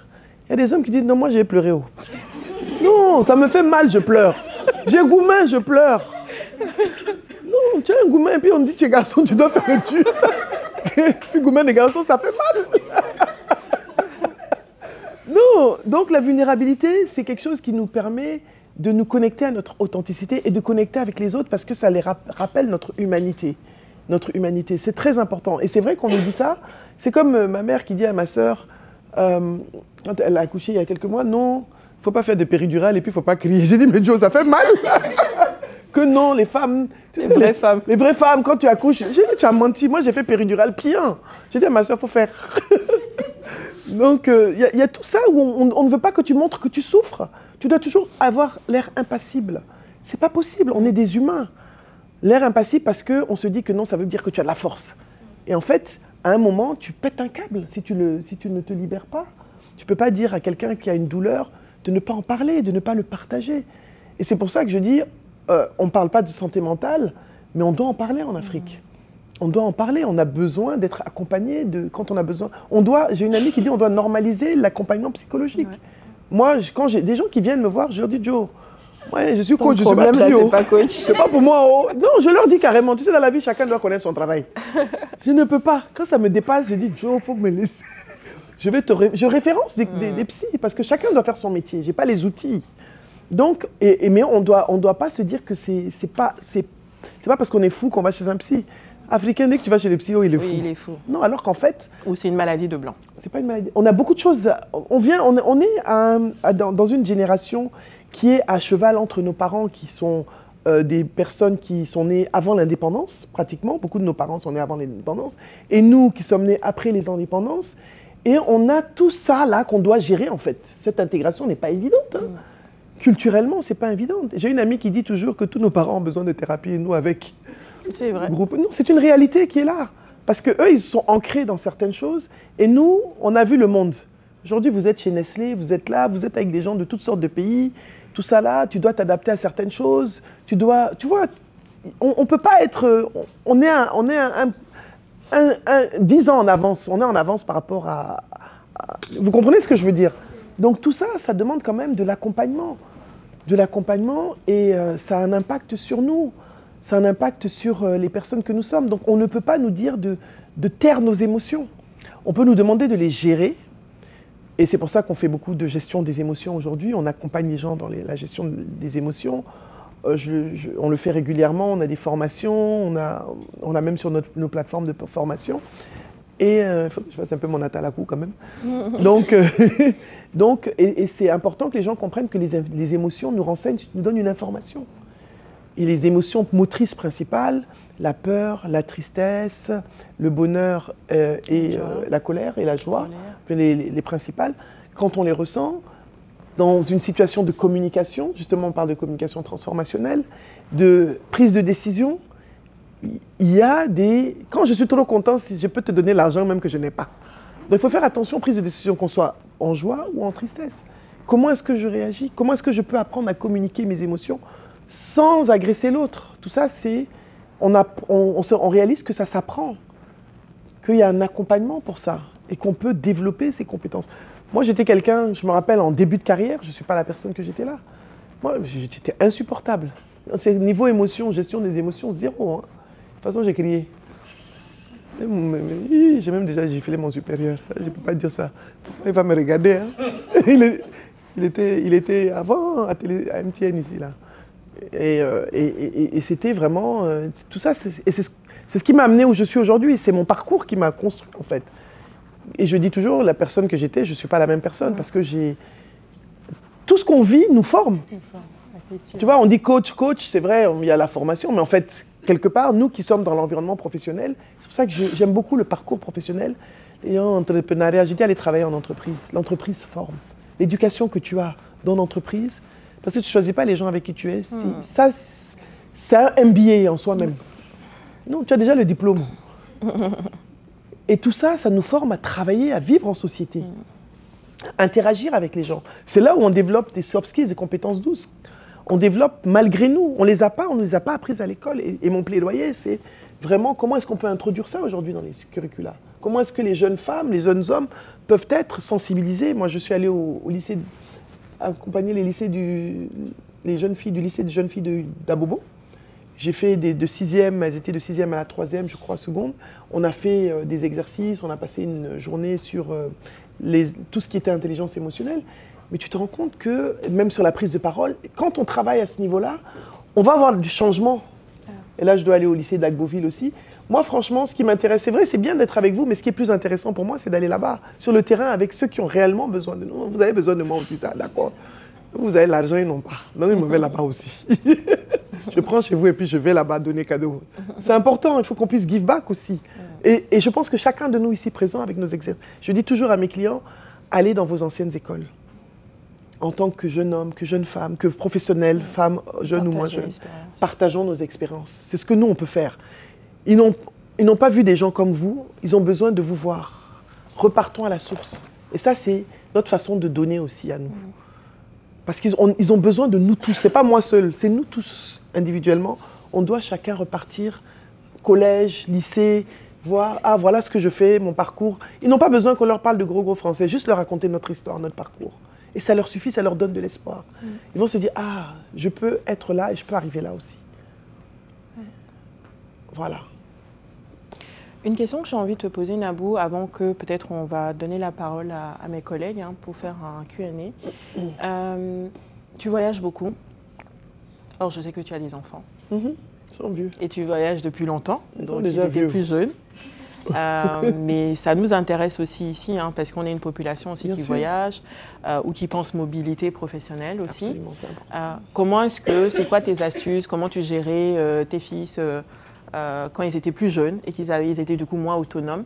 Parce que je pense que ça peut aussi intéresser certains d'entre nous par rapport à l'âge que les enfants ont. Mais après aussi, je pense que quand ils grandissent, ils ont toujours besoin des parents, mais de façon différente. Donc, comment tu composes avec tout ça? Toi qui, un jour, tu es à Brazza, l'autre jour, tu es à Dakar, pour soit des raisons professionnelles ou personnelles, comment tu gères tout ça? Alors, déjà, très jeune, moi, j'ai éduqué mes enfants à être très jeunes, autonomes. C'est-à-dire que indépendants. Parce que je trouve souvent qu'en Afrique, on éduque les enfants, ils sont trop infantilisés. On fait tout pour eux. Tout. Alors moi, j'ai éduqué mes enfants. Bon, j'ai grandi, c'est vrai, enfant, j'ai vécu en France. Donc déjà, enfant de France, là, nous, on est... c'est pas la même chose. Il n'y a pas de nounou, il n'y a pas de nounou. Tu sors de l'école, tu marches, tu reviens. C'est pas facile, hein. Je sais pas, j'avais 6-7 ans. Hein. Tu prends le bus seul, 8 ans. Donc déjà, je me dis, il faut que les enfants apprennent à se prendre en charge. Le minimum, pas tout, parce qu'ils ne peuvent pas tout petit. Ils peuvent pas tout petit. Bon, j'étais avec mes enfants. Mais il faut qu'ils apprennent. Mais je vois des femmes qui partent en mobilité. Les enfants, elles viennent d'accoucher. Moi, j'ai vu des femmes accoucher et repartir au Congo, des femmes des Nations Unies. Laisser le bébé chez leur maman au Sénégal. J'ai une amie qui a fait ça. Elle n'avait pas le choix. Parce que c'était non-family duty. Donc, comment est-ce qu'on pallie à ça? Il faut avoir un système de support. On ne peut pas faire les choses seuls. Ce n'est pas possible. L'équilibre, là, ça n'existe pas. Parfait. L'équilibre est dans le déséquilibre et l'équilibre, on le construit avec la gestion de nos limites. On doit gérer nos limites. On doit apprendre à dire non. On ne peut pas être dans tout. On doit avoir un système de support. On doit apprendre à demander de l'aide à nos conjoints. Les femmes n'aiment pas demander l'aide à leurs conjoints. Les femmes, nous, on veut que les hommes devinent ce que nous, on veut. Ça, c'est une réalité. Ah, mais il savait bien, il m'a vu, non? J'ai dit, mais le monsieur là, il ne peut pas deviner. Les hommes, ils ont besoin qu'on leur dise les choses. Ils ne fonctionnent pas comme nous. Écoute, j'ai besoin que tu m'aides. Est-ce que tu peux t'arrêter? Est-ce que tu peux me prendre du pain? Il faut qu'on apprenne à lâcher prise aussi. On ne lâche pas prise. On veut avoir le contrôle sur tout. On veut que tout soit parfait. Mais tout ne peut pas être parfait. La nounou que tu vas avoir, elle n'est pas toi. Elle n'a pas... Moi, je disais que nous, on a appris à faire le... Nous, on a fait papier, mais dans le papier, on nous a appris à laver, à repasser, à plier, à nettoyer. Non, ta nounou, elle vient, mon cher, je ne sais pas, elle ne sait pas faire ça. Pourtant, elle n'a pas fait papier, mais tu ne comprends pas pourquoi. Elle cherchait garçon, moi, elle ne sait pas. Bref. Mais ce que je veux dire, l'éducation que nous, on a eue, on sait tout faire. Ce n'est pas parce que quelqu'un vient chez toi que toi, tu ne sais pas faire. Tu sais faire la cuisine. Si on te dit de faire le ménage, tu vas nettoyer 4 fois mieux que la personne. Parce que, comme dit ma mère, tu vas aller dans les coins, les recoins et les coins. Mais tu ne peux pas faire ça tous les jours de la semaine. Donc, il faut que tu acceptes que ça ne peut pas être parfait. Et il faut accepter que ces personnes-là, elles ont des forces et on doit s'appuyer sur leurs forces. On en parlait tout à l'heure, je disais ce matin, je disais, si tu as quelqu'un qui est honnête, qui a un bon cœur, qui prie, qui aime tes enfants, Dieu merci. Le reste, là, tu vas gérer. Et qui ne te vole pas. Donc, on est obligé de s'appuyer. Moi, je dis toujours, je remercie toujours toutes les dames qui ont travaillé chez moi parce que sans elles, je n'aurais pas pu faire ce que je fais et ce que j'ai fait. C'est elles qui m'ont accompagné.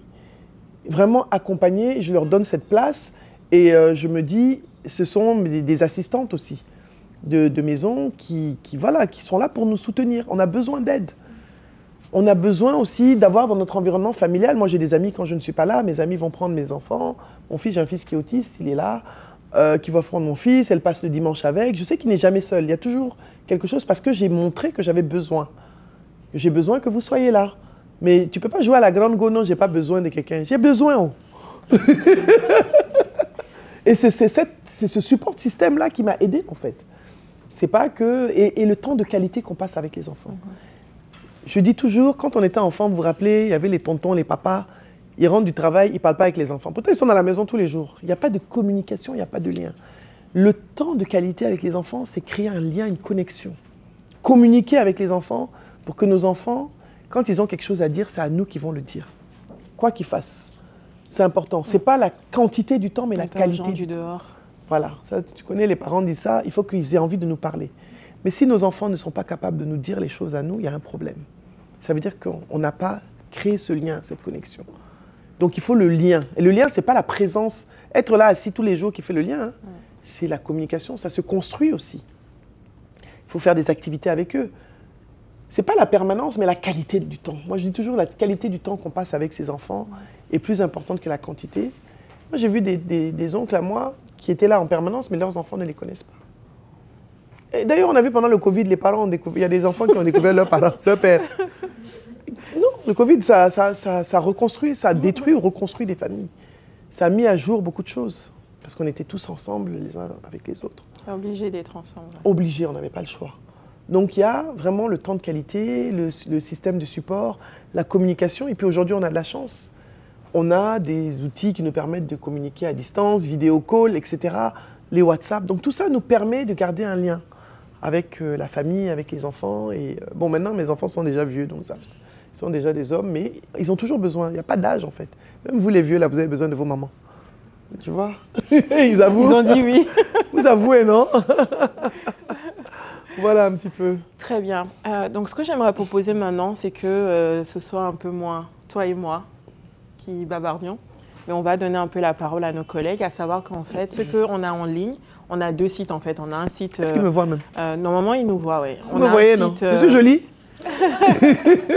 On a un site à Abidjan et puis on a un site à Yamoussoukro où on a une ferme expérimentale. Zambakro, j'ai entendu. Zambakro, voilà. Pourquoi tu dis Zambakro? Tu faisais ça en Choco? Mais c'est pas le camp de redressement. Hein. On habite à côté, mais... Je me disais aussi. Donc j'aimerais du coup demander voilà, à l'audience, est-ce que vous avez des questions particulières pour Nabou? Ou déjà même on va faire un petit sondage. Qui connaissait déjà Nabou? Levez juste la main. Ah! Ok. D'accord. Donc quand même une grosse majorité. Hassan, j'ai pas vu ta main levée. Non, je connais. Tu connaissais pas? Même Hassan, maintenant tu me connais. C'est ta sœur, hein? Tu as entendu, elle a dit d'où elle vient, non? Il est sénégalais. Yo, Hassan Nangadef? Yo, Kontana. J'en ai beaucoup même. La dame en rose. Ouais, Kontana, c'est mon bokeh yangifi. La dame juste devant toi, derrière la caméra. Ouais, Nangadef yen. Excusez, ça fait des Sénégalais. Ok. Mais donc ceux qui connaissaient déjà Nabou, vous pouvez aussi, peut-être que vous avez déjà pensé à des choses que vous auriez voulu lui demander le jour où vous allez la rencontrer. Mais tous les autres aussi. Est-ce que vous avez des questions particulières? Donc je vais faire la modératrice et puis peut-être qu'on peut rajouter des choses pendant que vous posez les questions. Qui voudrait se lancer? Ah, on va donner, il y avait Letty en premier. Ouais. Non, c'est juste une doléance pour nos collègues. De Zambakro? Non, anglophone. Anglophone. Oh yes, I have no problem with English actually. If you can make just a summary. Of what we have discussed. Maybe you can do the summary. I cannot do the summary. I spoke so much, I can't comme remember. ça, tu me Yes, so please do it, I can't. It was too much. I spoke so much, I can't remember. Ils ont tous pris des cours de français, hein, normalement. You guys, you're supposed to speak French, Abi. Abi, vraiment. I'm Nigerian now. Abi. So maybe for the English speakers, I'm going to do a short summary. I'm looking at Gloria, Bernice. Where is Audrey? She's in the meeting? Okay. So Nabu, she's a coach, but she started her career working in the telecom business, so for MTN mainly. So she started in Ivory Coast. She has also some experiences abroad, like in Congo, the two Congos, Democratic and Brazza.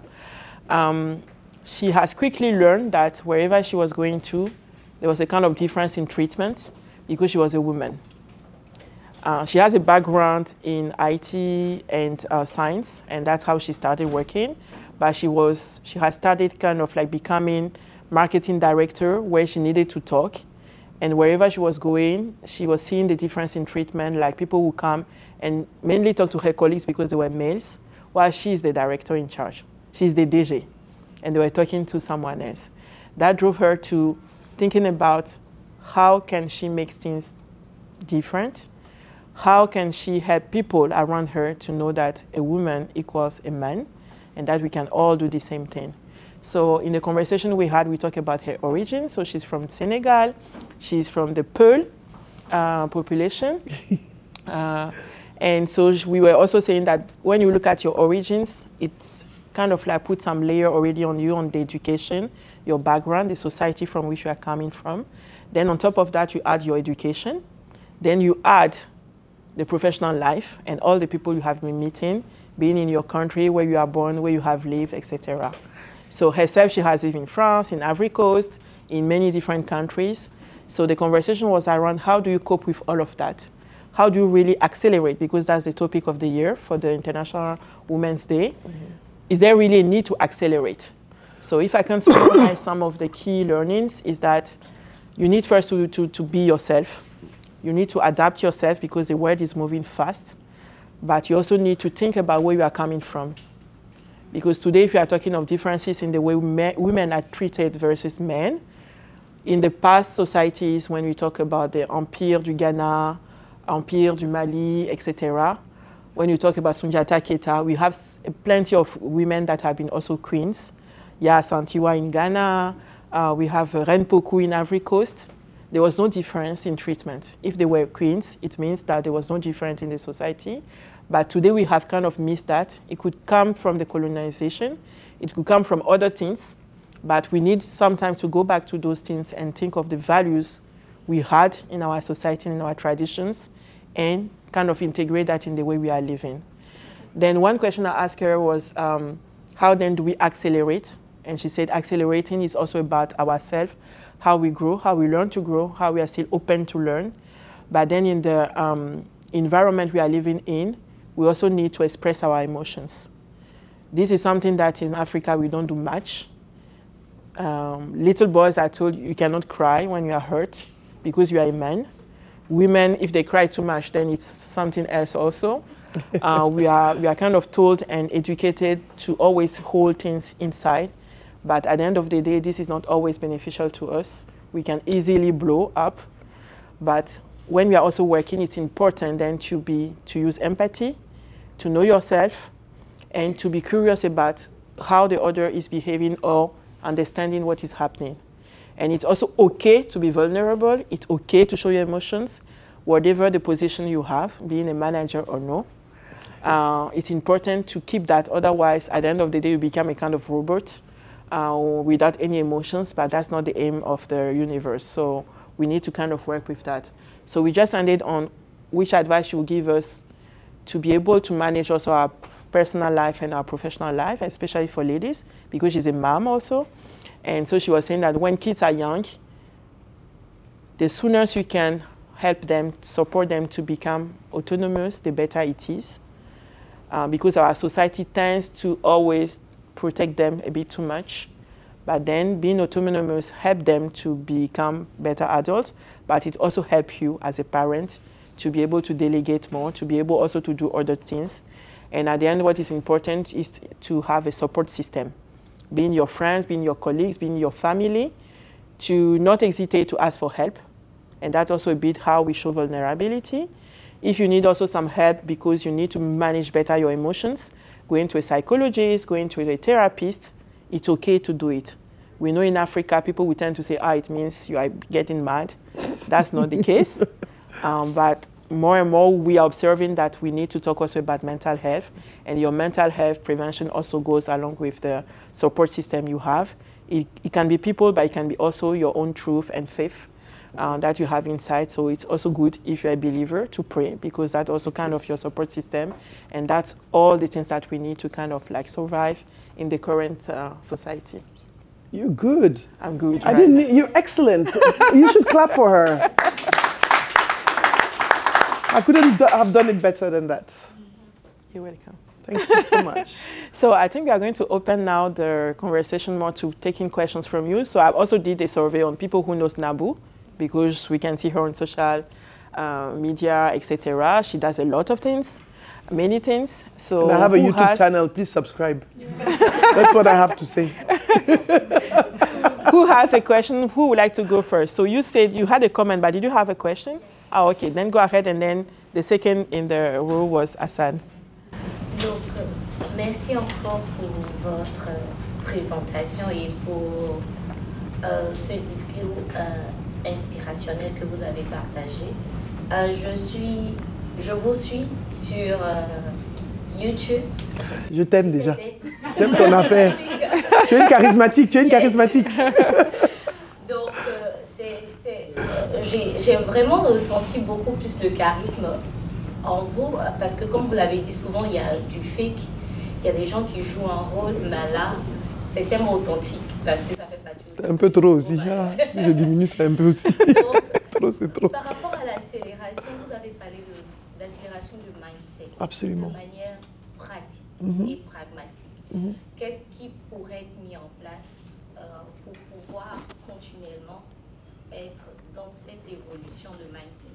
Parce qu'on est vraiment, ça a été si bien dit, ancré et à cheval avec les valeurs de nos parents qui sont des valeurs sûres également pour nous, mais aussi avec l'adaptabilité de la modernité. Donc, comment trouver le moyen de pouvoir accélérer ce mindset-là et continuellement nous environner de ressources qui peuvent nous aider à rester vivants. Merci. OK. Comment accélérer le mindset? Il faut garder... on a ce qu'on appelle deux types de mindset. Fixed mindset and growth mindset. Mindset fixe et le mindset de croissance. Je ne sais pas si je dois parler les deux langues. Il n'y a plus d'anglophones ou bien non? Il y en a, mais je vais traduire la question. Pardon, traduire, je suis fatiguée. Et donc, le plus important, c'est quand tu as un mindset de croissance, il y a plusieurs choses. Le mindset fixe, c'est le mindset qui se dit, je vais jamais, ça ne va pas changer. Je suis là, le monde est comme ça, pas besoin, rien ne va changer, je ne vais pas évoluer. Le mindset de croissance, c'est le mindset qui apprécie le challenge, qui ne se dit pas que l'échec est une fatalité. Le mindset de croissance, c'est le mindset aussi qui a une ouverture d'esprit. On doit garder l'esprit ouvert. Je pense que c'est ça la chose la plus importante aujourd'hui. Garder l'esprit ouvert, quelles que soient les situations. Parce que nous sommes dans un monde où nous avons quand même fait tous, tout le monde est né après de 2020 ici, on a tous fait l'expérience du Covid. Et ça a quand même été difficile pour nous tous. Je me dis que, moi franchement, les premiers jours, je me suis dit, ça y est, c'est la fin du monde. Sincèrement, c'était très très difficile émotionnellement. Je ne sais pas, parce que on ne savait pas ce qui se passait en fait. On se demande, mais qu'est-ce qui se passe? Le monde qui est toujours en mouvement, le monde était devenu calme, figé. Donc je me dis, on est capable de s'adapter. On garde l'esprit ouvert et surtout, il faut garder un positive mindset. Un état d'esprit positif par rapport à tout ce qui peut nous arriver. Développer notre résilience, parce que la vie, c'est des hauts et des bas. La vie, c'est des challenges en permanence. Hein. On est là, on est assis, mais chacun de nous a ses problèmes en réalité, mais on continue à vivre. On doit se lever, on doit continuer à être là. Tu ne peux pas te coucher et dire non. Je dis toujours que chaque matin, chacun de nous a une raison pour ne pas sortir de son lit. Chaque jour, on a envie, on peut se dire non, je vais rester couché. Mais on est obligé de se lever parce qu'on doit travailler, on doit se battre, puis on doit vivre tout simplement. Donc développer un esprit de croissance, ça aide énormément pour accélérer le mindset. Le growth mindset, l'esprit de croissance, ça aide énormément. Accélérer le mindset aussi, c'est accepter qu'il y a des gens qui ne pensent pas comme nous. Donc l'empathie. Moi, je me dis, c'est vrai que nous, on pense que... Mais tout le monde ne peut pas penser comme nous. Et des fois, quand je me trouve par rapport à des personnes qui sont hyper rétrogrades par rapport aux droits de la femme, je me mets dans leur contexte et je discute avec eux. c'est pas condamner les gens tout de suite, leur dire oui, non, toi tu es comme ça, non. Il faut savoir d'où ils viennent, pourquoi est-ce qu'ils ont ce mindset. Et quand tu arrives à discuter avec les gens, ils peuvent comprendre, tu comprends d'où ils viennent, tu peux les amener petit à petit. C'est une question de culture, d'éducation, comme on l'a dit, ça dépend d'où on vient. Donc voilà, je ne vais pas la fatiguer, sinon elle va trop traduire. So the question from Laetitia was that earlier in the conversation, we said that the topic of the year was accelerate. What would be one way to accelerate things? And Nabu's answer was have a better mindset to cope with everything. And so the question from Laetitia was, what do we do pragmatically to have a better mindset? And Nabu's feedback is that today you have two types of mindset.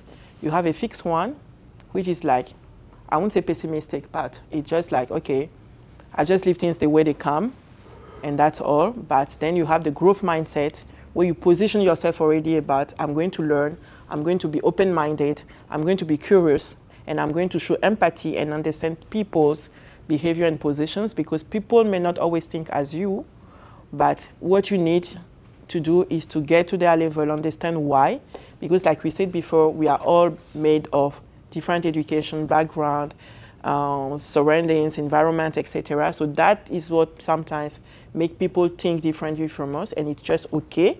But you may need to do an effort and show that empathy to better understand why the person is thinking that way or talking that way, and then it will also help you to still remain in the growth mindset. Okay? So I think the second person in the row was Hassan. Hassan, and then we have Michelle on the line. Okay. Can Hassan speak Wolof, please? I'm tired of French and English. I don't like I'm joking. You can translate Wolof. à part Nagadef, le reste là. Merci beaucoup pour et bienvenue encore d'être venu chez nous. Merci. Je suis Hassan Ndong, je suis responsable du département de développement de produits. D'accord. Et je ne savais pas aussi au départ, mais j'ai commencé à prendre note parce qu'au départ, très sincèrement, ça m'a beaucoup... On a eu des 8 mars, beaucoup. J'ai trouvé que ça va pas être peut-être une question, mais une contribution. Bien sûr. On a eu des 8 mars et on a invité beaucoup de personnes ici. Mais je pense que la plupart des gens qu'on a eus, j'ai eu le sentiment par moment qu'ils viennent pour impressionner ou pour vendre quelque chose. Et ce que j'ai aimé aujourd'hui, j'ai trouvé quelqu'un de pédagogue, un pédagogue authentique et vrai, et qui a eu cette capacité dès les premiers moments de casser la glace, de connecter tout le monde à l'aise, et avec des messages forts, impactants, très précis, mais vraiment avec une authenticité personnellement qui m'a beaucoup touché, et j'en retiens que le respect doit être devant, l'empathie et l'écoute, et surtout aussi, vous avez commencé par dire, les gens ne doivent pas se glorifier, je suis la seule personne ou la première personne et vouloir rester la seule. Mais on doit toujours avoir un altruisme pour vraiment renvoyer l'ascenseur aux autres, pour qu'ils puissent aussi monter, mais dans le respect. Absolument. Dans le respect et dans aussi se mettre dans une disposition de comprendre le parcours des autres pour pouvoir mieux les aider et les accompagner. Et très sincèrement, c'est quelque chose qui a beaucoup résonné pour moi. Et la chose qui m'a beaucoup et qui m'a poussé à réfléchir, qui est mon takeaway encore, c'est, vous avez dit qu'on doit déconstruire des croyances limitantes, et dans votre exemple, vous avez dit que dans notre société, nos valeureuses dames, c'est toujours la fille de X, l'épouse de Y, la mère de Z et la sœur de T. Donc, je trouve que, et vraiment, ça m'a poussé dans la réflexion. Et c'est là où je me suis dit, nous en tant qu'hommes, qu'est-ce qu'on peut faire? Et ça m'a poussé à nous dire que, bon, en général, et vous le savez bien, au Sénégal, en tout cas, et les garçons, c'est super proche des mamans aussi. Oui, bien sûr. Et je pense un peu partout. Bien sûr. Et je pense que si chacun de nous regarde, si je peux me permettre, le foyer de sa maman et décide de dire j'offrirai un meilleur foyer à ma femme. Wow, mieux que ce que ma maman a eu. Et éduquer, oh Lolo, c'est puissant. That is powerful. Preach, bro. That's powerful, man. This is powerful. éduquer nos enfants, nos filles, les garçons, dans le sens de la fille ne te doit rien, elle doit pas laver tes choses, toi aussi, donc tu dois faire comme chacun doit s'occuper de ses choses. Et que nous aussi, que nos femmes aussi, elles ont le elle. Pas ta femme ou ta fille, mais elle aussi, elle existe en tant qu'elle, en tant qu'une personne et qui doit avoir son temps, qui doit avoir son identité, son espace, son autorité qu'on doit respecter en tant qu'elle, pas en tant que l'épouse, la femme ou la fille. Et vraiment, c'est quelque chose qui m'a résonné aujourd'hui et c'est ce que j'aimerais partager et c'est ce que j'ai retenu vraiment du discours. Magnifique. Mais encore une fois de plus, merci pour l'authenticité et d'être vrai. T'as eu mon corps? J'ai pas fait exprès. J'ai pas fait exprès. Je lui ai dit que c'est pas fait exprès. Mais vraiment, merci. Merci beaucoup. Merci à toi. Merci, c'était vraiment puissant ce qu'il a dit. Hein. This is so powerful. So Hassan started saying that he was pleased after so many March 8th events to welcome Naboo here. And what has really touched him was her authenticity. The fact that she seemed true to herself, so she was also true to us and was really speaking freely. And he felt that she was not coming to sell anything to us, but just to have a conversation. And the main key takeaway he would take from what she has said was when she quoted saying, today women are requested to do a lot, but nothing for herself or ourselves. We are always the daughter of someone. We are always the sister of someone. We are always the mom of someone. We are always the wife of someone. At the end of the day, how do we really exist as individuals? And so he believes that what he can do is to look back at the way his mom has lived and take a commitment to himself, or as a man, take a commitment to do better for his wife, so that his wife has like a life that is improved from what he has seen on which his mom has lived. And I think what I'm hearing from what Hassan says is males in Africa are close to their mom, but then when they come to living with the daughters of others, it's not always the same, right? So yeah, what he really said is really powerful. I'm also really touched, and that's also Naboo said. She's really touched. So we thank you, Hassan, for your contribution. This is powerful contribution. And we hope that your colleagues have heard. So I'm counting on you because I'm your mom here. So as of tomorrow morning, all you guys, you need to change, right?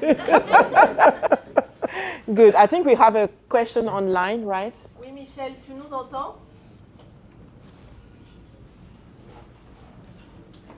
Allô, Michel, tu es en mute?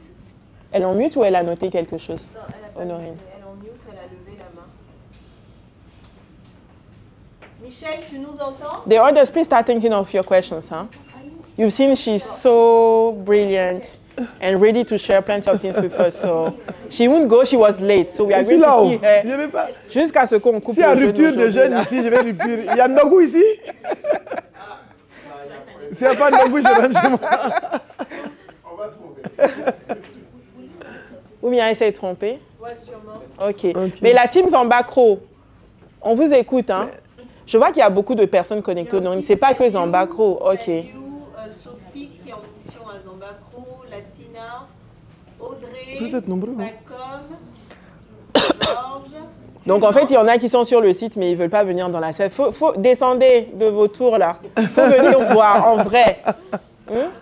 Comme ça, après, demain, vous pouvez dire, j'ai rencontré Naboo aussi, quand même. Est-ce qu'il y a d'autres questions dans la salle? Oui, Sénégal Rec. Sénégal Rec. Celle qui est assise derrière elle aussi, c'est Sénégal Rec. Il y en a qui des fois. Tu kontaan naa. facilement. waaw musóor bi rek nga musóor bi rek. Merci. Bienvenue. Merci pour votre intervention. Je comprends maintenant pourquoi tout le monde était choqué en me disant tu ne la connais pas. Je comprends maintenant et j'ai commencé à m'abonner aussi. J'ai compris qu'il y avait sur le thème Accelerate, on accélère pour aller loin.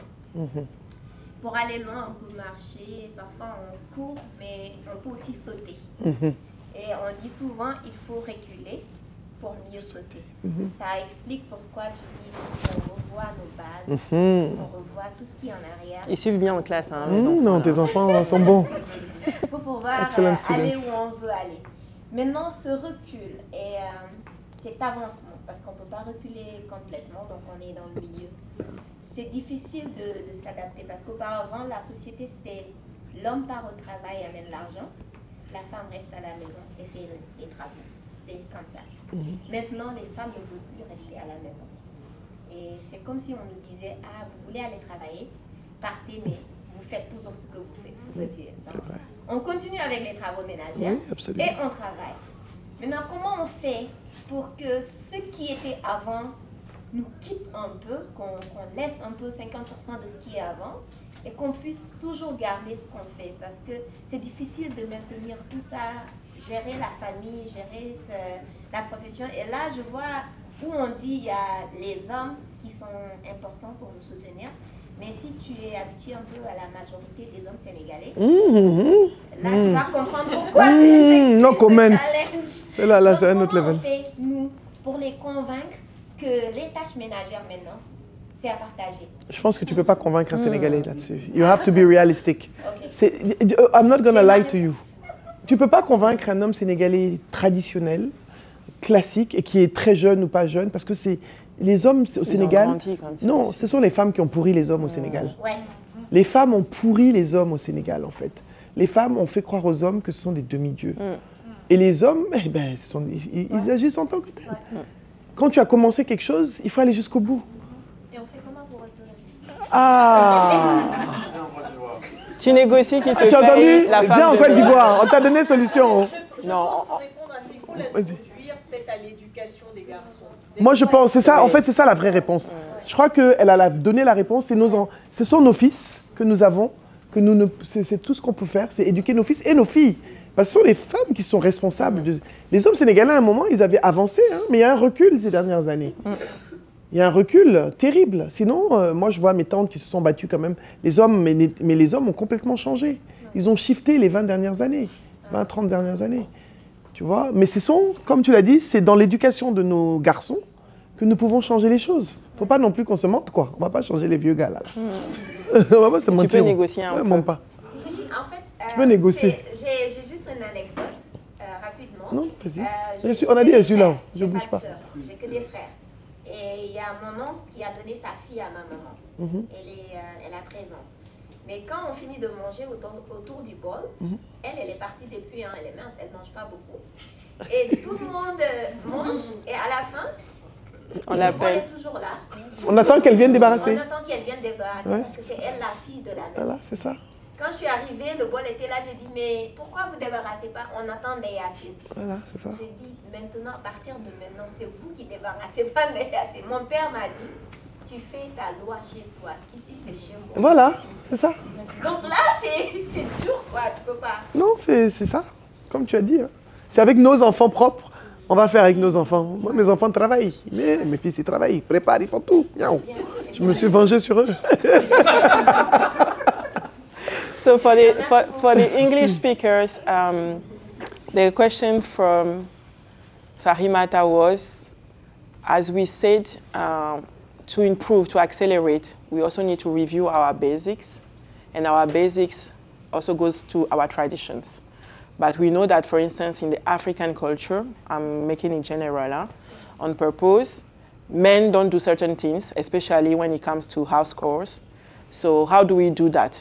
How do we come away from before? It was okay because women were at home and they were sent outside males to grab money, to work and bring money. to fund the family life. But now everybody's going out to work. But then when women come back home, they still have to clean the house, they still have to cook, etc. How do we manage? So Nabou says she wanted to be realistic, and that especially because she's talking on the context of the Senegalese society.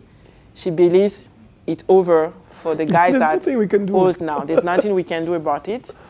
What we can do and to improve, and that was a contribution for Honorine, was maybe educate better our boys and girls also, because at the end of the day, if you take the example of the Senegalese society, women were also raised to kind of like nurture men, and that's what has created those kind of behaviors. So if we start from the basics, when they are kids, things will also improve. And so I added that for the ones that are already grown up, we can still negotiate a bit if they're willing to. So that was our contribution. Yeah. Thank you. On a une question de Venceslas. Il attend sa question depuis là. Il a l'air affairé. Comme il est venu s'asseoir devant là, moi-même j'attendais.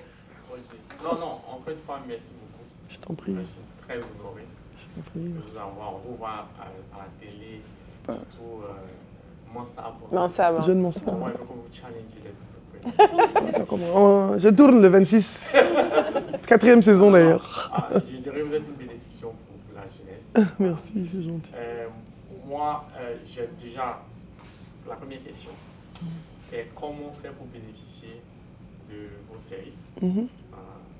J'essaie un peu d'aller sur le net, je n'ai pas vu grand chose et j'espère que ce n'est pas trop cher.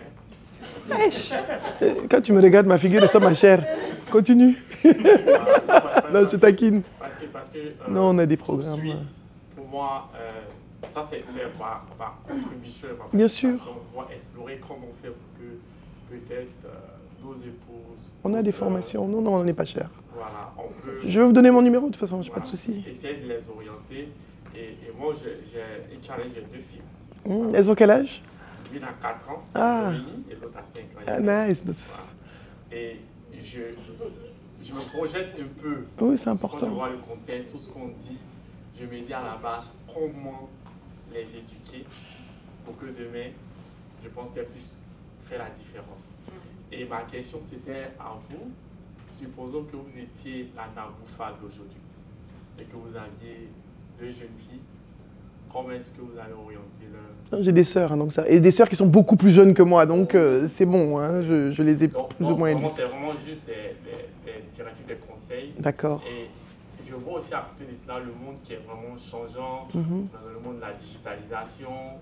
Je me dis, dans les 10 prochaines années, 20 prochaines années, est-ce que le challenge ne sera pas ailleurs? Aujourd'hui, on parle juste des valeurs. Comment je peux dire ça? Changer notre mindset, mais est-ce qu'à côté de cela, en parallèle, il n'y a pas d'autres risques tu vois, qui peuvent arriver et qui vont faire un peu un clash avec ce qu'on est en train de construire aujourd'hui? Voilà, donc c'est vraiment ces réflexions. C'est une réflexion. Et je veux un peu votre pensée. Moi, je pense que les jeunes filles... Enfin, moi, j'ai une nièce qui est bébé, hein, donc elle a 7 mois, donc c'est ma nièce, la fille de ma petite sœur. Et, mais je me dis que ces jeunes filles-là, on doit les laisser s'exprimer. On ne peut pas leur dicter comme nous, on nous a dicté. Et même les enfants en général. Moi, je sais que moi, en tout cas, à mon époque, et je pense que vous aussi, est-ce que nous, on ne s'asseyait pas là où les parents s'asseyaient? Est-ce qu'on pouvait même rêver qu'on allait s'asseoir là où ils sont assis? Mais nos enfants, ils viennent, ils causent et puis ils commentent même avec nous. Non, c'est une réalité. Mais on doit les laisser être. On doit les laisser être parce qu'on est en train de construire des personnes qui doivent avoir de la confiance en eux. Pourquoi est-ce qu'on manque de confiance en nous aujourd'hui? On n'a plus beaucoup... Parce que les enfants sont à une place, les adultes sont à une place. Tu veux parler, on te dit, tais-toi, tu es trop petit, tu ne dois pas parler. Donc tout ça, ce sont des choses qui ont un impact sur le subconscient et sur la façon dont on grandit, quelque part. Et ça fait que quand tu arrives là, tu n'oses pas ouvrir la bouche parce que l'enfance t'a construit, ta shape, elle a construit ton mindset, ta façon de penser. Donc il faut les laisser s'exprimer, bien sûr. Ça n'en fera pas des personnes impolies, mais ça doit leur faire ça doit être des personnes qui s'expriment, qui disent ce qu'elles pensent, qui sont exposées à toutes sortes de choses, qui comprennent la différence aussi. Alors dire que dans le monde, il y a différents types de personnes, respecter les différents pays. De toute façon, vous êtes dans un environnement international, donc vous savez. Donc c'est vraiment important de leur laisser leur place et de ne pas leur dire, voilà, les filles, c'est comme ça, les garçons, c'est comme ça. Toi, tu es une fille, tu ne dois pas faire ça. Non, elles peuvent être ce qu'elles veulent être. elles peuvent faire ce qu'elles veulent faire, elles peuvent devenir ce qu'elles veulent devenir. Je pense que c'est ça. Alors les challenges, moi je pense que pour l'avenir, pour moi ce qui va rester, et je vais revenir, ce sera toujours les valeurs. Parce que les valeurs c'est intrinsèque. Les valeurs humaines, l'humanité, les valeurs humaines que la machine ne peut pas copier. L'AI, l'intelligence artificielle ne peut pas être humaine, whatever, quel que soit, ils ont tout fait. Il y a DeepSeek, il y a je ne sais pas quoi, toutes sortes de noms. Mais on restera toujours les maîtres. On doit se servir de la technologie ne doit pas se servir de nous. Donc, nos compétences humaines, nos valeurs humaines et nos soft skills, notre communication, notre générosité, nos émotions, tout ça, ça ne pourra pas partir. Et je pense que c'est cette vulnérabilité, on doit garder aussi la vulnérabilité. Je pense que c'est ça notre force aujourd'hui. Et c'est ça qui va être la force du futur. Voilà. Il n'y a rien. C'est une réflexion, hein. Moi, j'aimerais juste rajouter, parce que je pense là, pendant que tu parlais, Nabou, avant de rentrer chez Nestlé, je travaillais chez HP. Et j'avais un collègue qui avait des jumeaux, dont 3 enfants, dont des jumeaux, donc garçons et filles. Et à l'époque, on avait un comité d'entreprise, hein, c'était en France, où tu pouvais louer des jeux, des jouets pour que les enfants testent avant d'acheter, etc. Et lui, il se faisait un point d'ordre, c'est qu'il ne différenciait pas les jouets. Les garçons peuvent jouer à la dinette ou bien à la poupée. Et puis inversement, la fille pouvait avoir le camion de pompier, etc. Parce qu'il a dit, mais je veux que mes enfants sachent que le monde, il est grand et que c'est un terrain de jeu magnifique. Et c'est en étant tout petits qu'ils vont se rendre compte qu'il ne doit pas y avoir de limitation parce que tu es une fille, tu es un garçon. Et c'est un monsieur qui est blanc, hein, voilà, disons les choses telles qu'elles sont, c'est pas un Africain, etc. Africain, c'est un garçon, mais ce que j'ai trouvé beau dedans, et pour complémenter ce que Nabou a dit, je pense que oui, c'est important d'éduquer les enfants et la nouvelle génération. Et je pense aussi que vraiment, c'est les valeurs qui font la différence. Moi, j'ai vécu dans beaucoup de sociétés, beaucoup d'environnements, etc., internationaux, mélange de plein de choses, etc., diplomates. Mais je pense que c'est les valeurs, en fait, qu'on a qui font la différence à la fin de la journée. Mais ces valeurs-là, on doit faire aussi attention quand même de ce qu'on transmet, parce que ce n'est pas non plus tout qui est bon à transmettre. Ou dans l'exemple que Nabou a donné par rapport aux parents, c'est vrai que nous, avant, on n'était pas autorisés à faire certaines choses, mais il y a certaines choses que moi, je trouve qui sont bonnes, en fait. Absolument.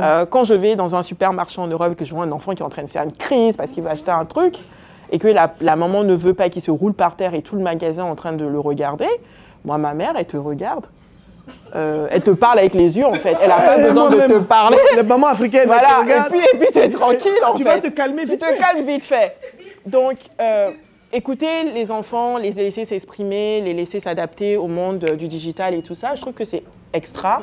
Mais je pense quand même qu'il y a des bonnes choses quand même dans notre éducation qu'il faut garder quand même. C'est pas tout qu'il faut jeter. Ça, là, on a gardé. Hein. Mes enfants, quand je les regarde comme ça, là, ils savent. Voilà. Donc, c'est des petites choses. Ou comme là, j'ai partagé une vidéo sur Insta il y a 2 jours où c'est un enfant qui crie dans un bus. Et la maman africaine qui dit « I'm going to put you in my nose ». I'm going to put you in my nose. J'ai dit, yes, I love that woman. Il se tourne et qui dit à l'enfant, je ne suis pas là pour avoir des maux de tête.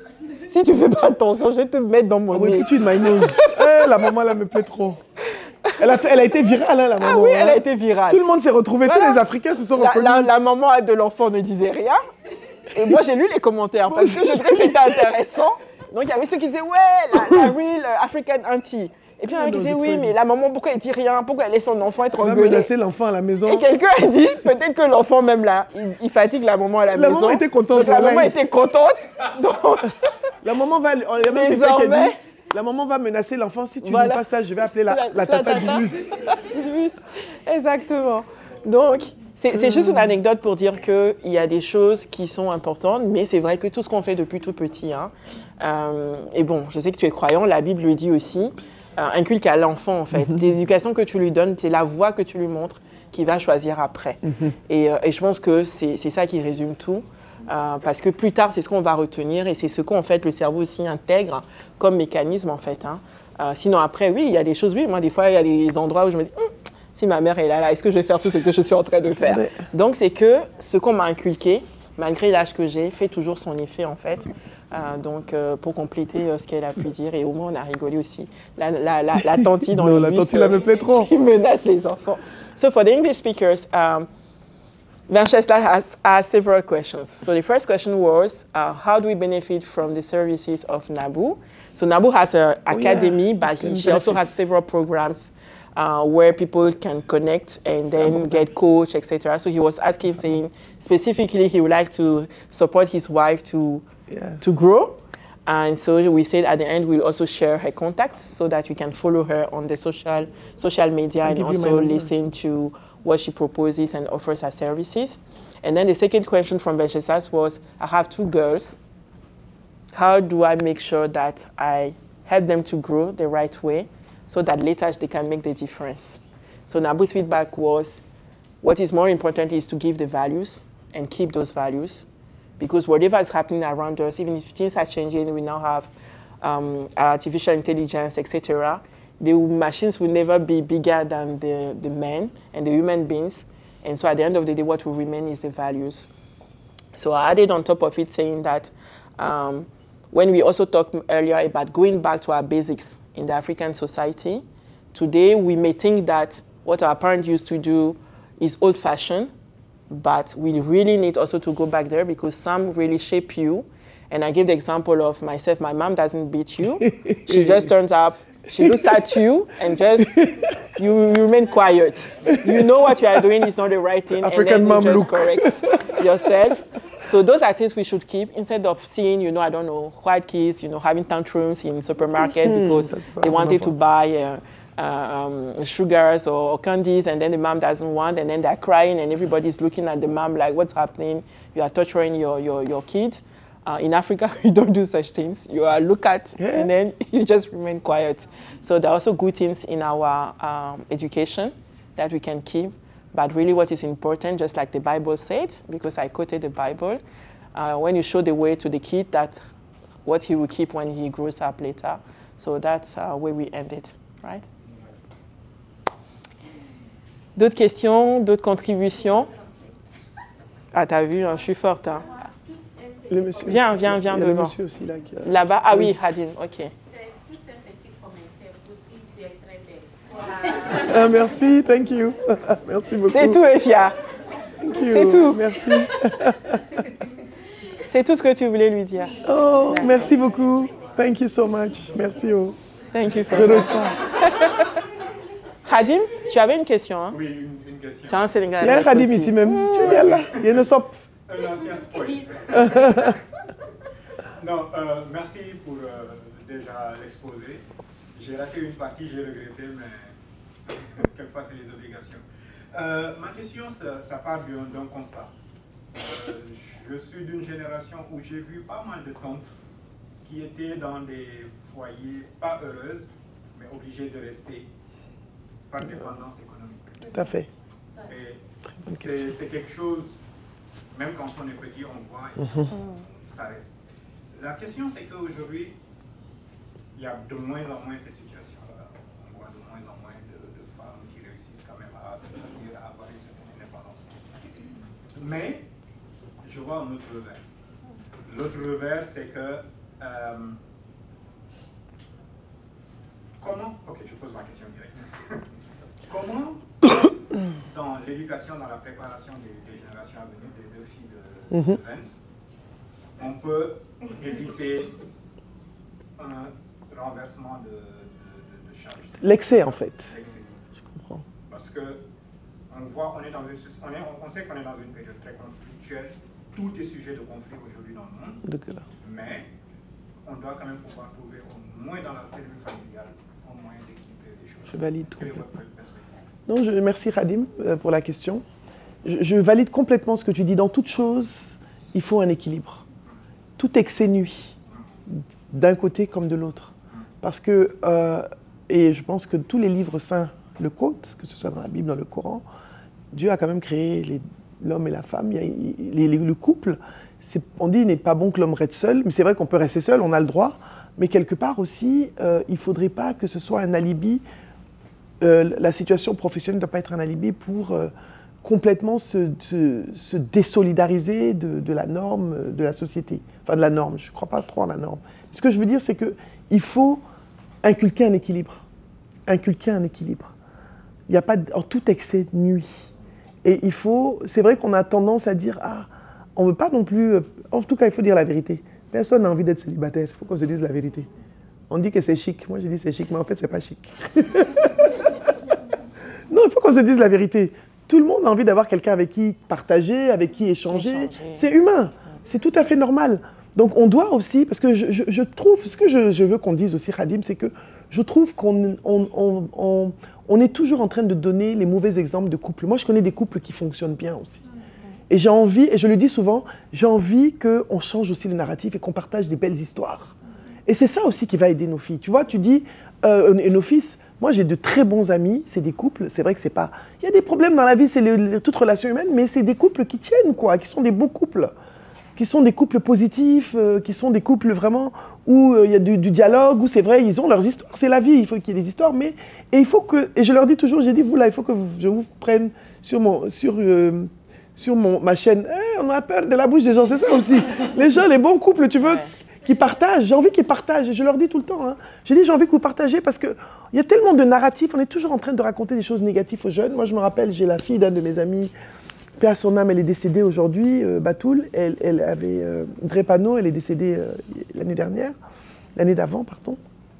Et elle me disait toujours, Auntie Nabou, c'est une Nigériane, elle me dit, je suis fatiguée, elle avait 20, 24 ans, 22, 23 ans, elle me dit, je suis fatiguée que les femmes là viennent me raconter leurs problèmes de mariage.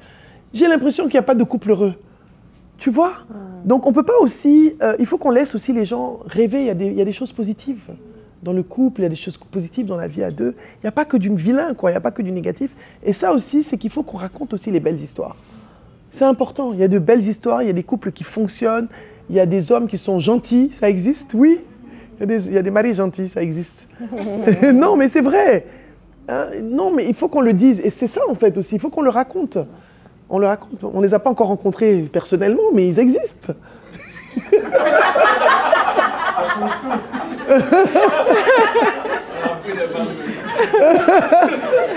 faut que j'arrête de dire la vérité que je pense aussi. Tous ceux qui acceptent de faire le ménage, tout ça, ça existe, hein. Qui font la vaisselle et tout ça, c'est vrai, il y en a. Non, mais moi, je vois les maris de mes amis. Vraiment, j'ai des amis qui ont des maris magnifiques, qui sont des super personnes. Vous, là, je ne sais pas. Oui, comme vous. Voilà, peut-être comme vous, au moins, c'est pas haut. On proclame sur vos vies seulement. On proclame et on espère que vous allez l'être. Voilà. Je jeûnais, hein, donc tout ce que j'ai dit là, il y a bénédiction dedans. Donc voilà, en fait, c'est ça. Je pense que c'est une façon de faire les choses.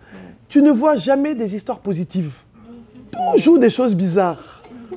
Mais que des choses bizarres. Les choses bien. Et c'est pour ça que quand je vois, souvent on montre un couple, ça fait 50 ans qu'ils sont mariés, il y a 3 millions de likes parce qu'on a besoin de ça aussi. On a besoin de ça. On a besoin de belles histoires.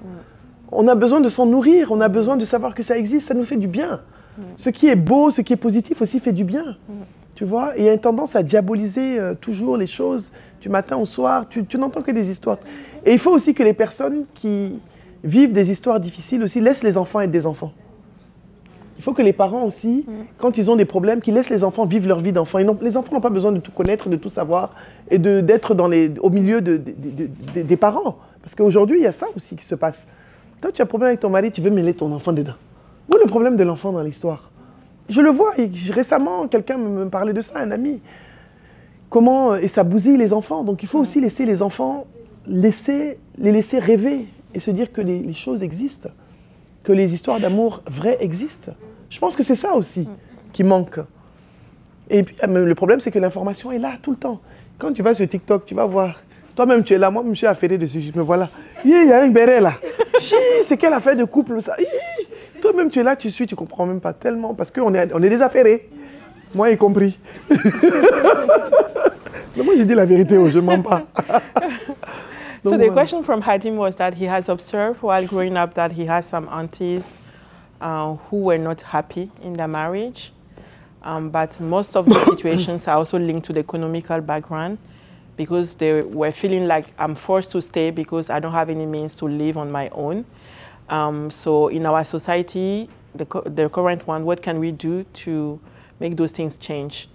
So what we're saying, and I think I will really opine with what Nabu has said, we need more storytelling around what is also positive.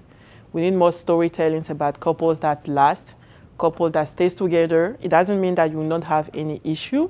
It doesn't mean you will never struggle. It doesn't mean you will never have any battles. But at the end of the day, that's just part of life, to have struggles and to continue and to move on.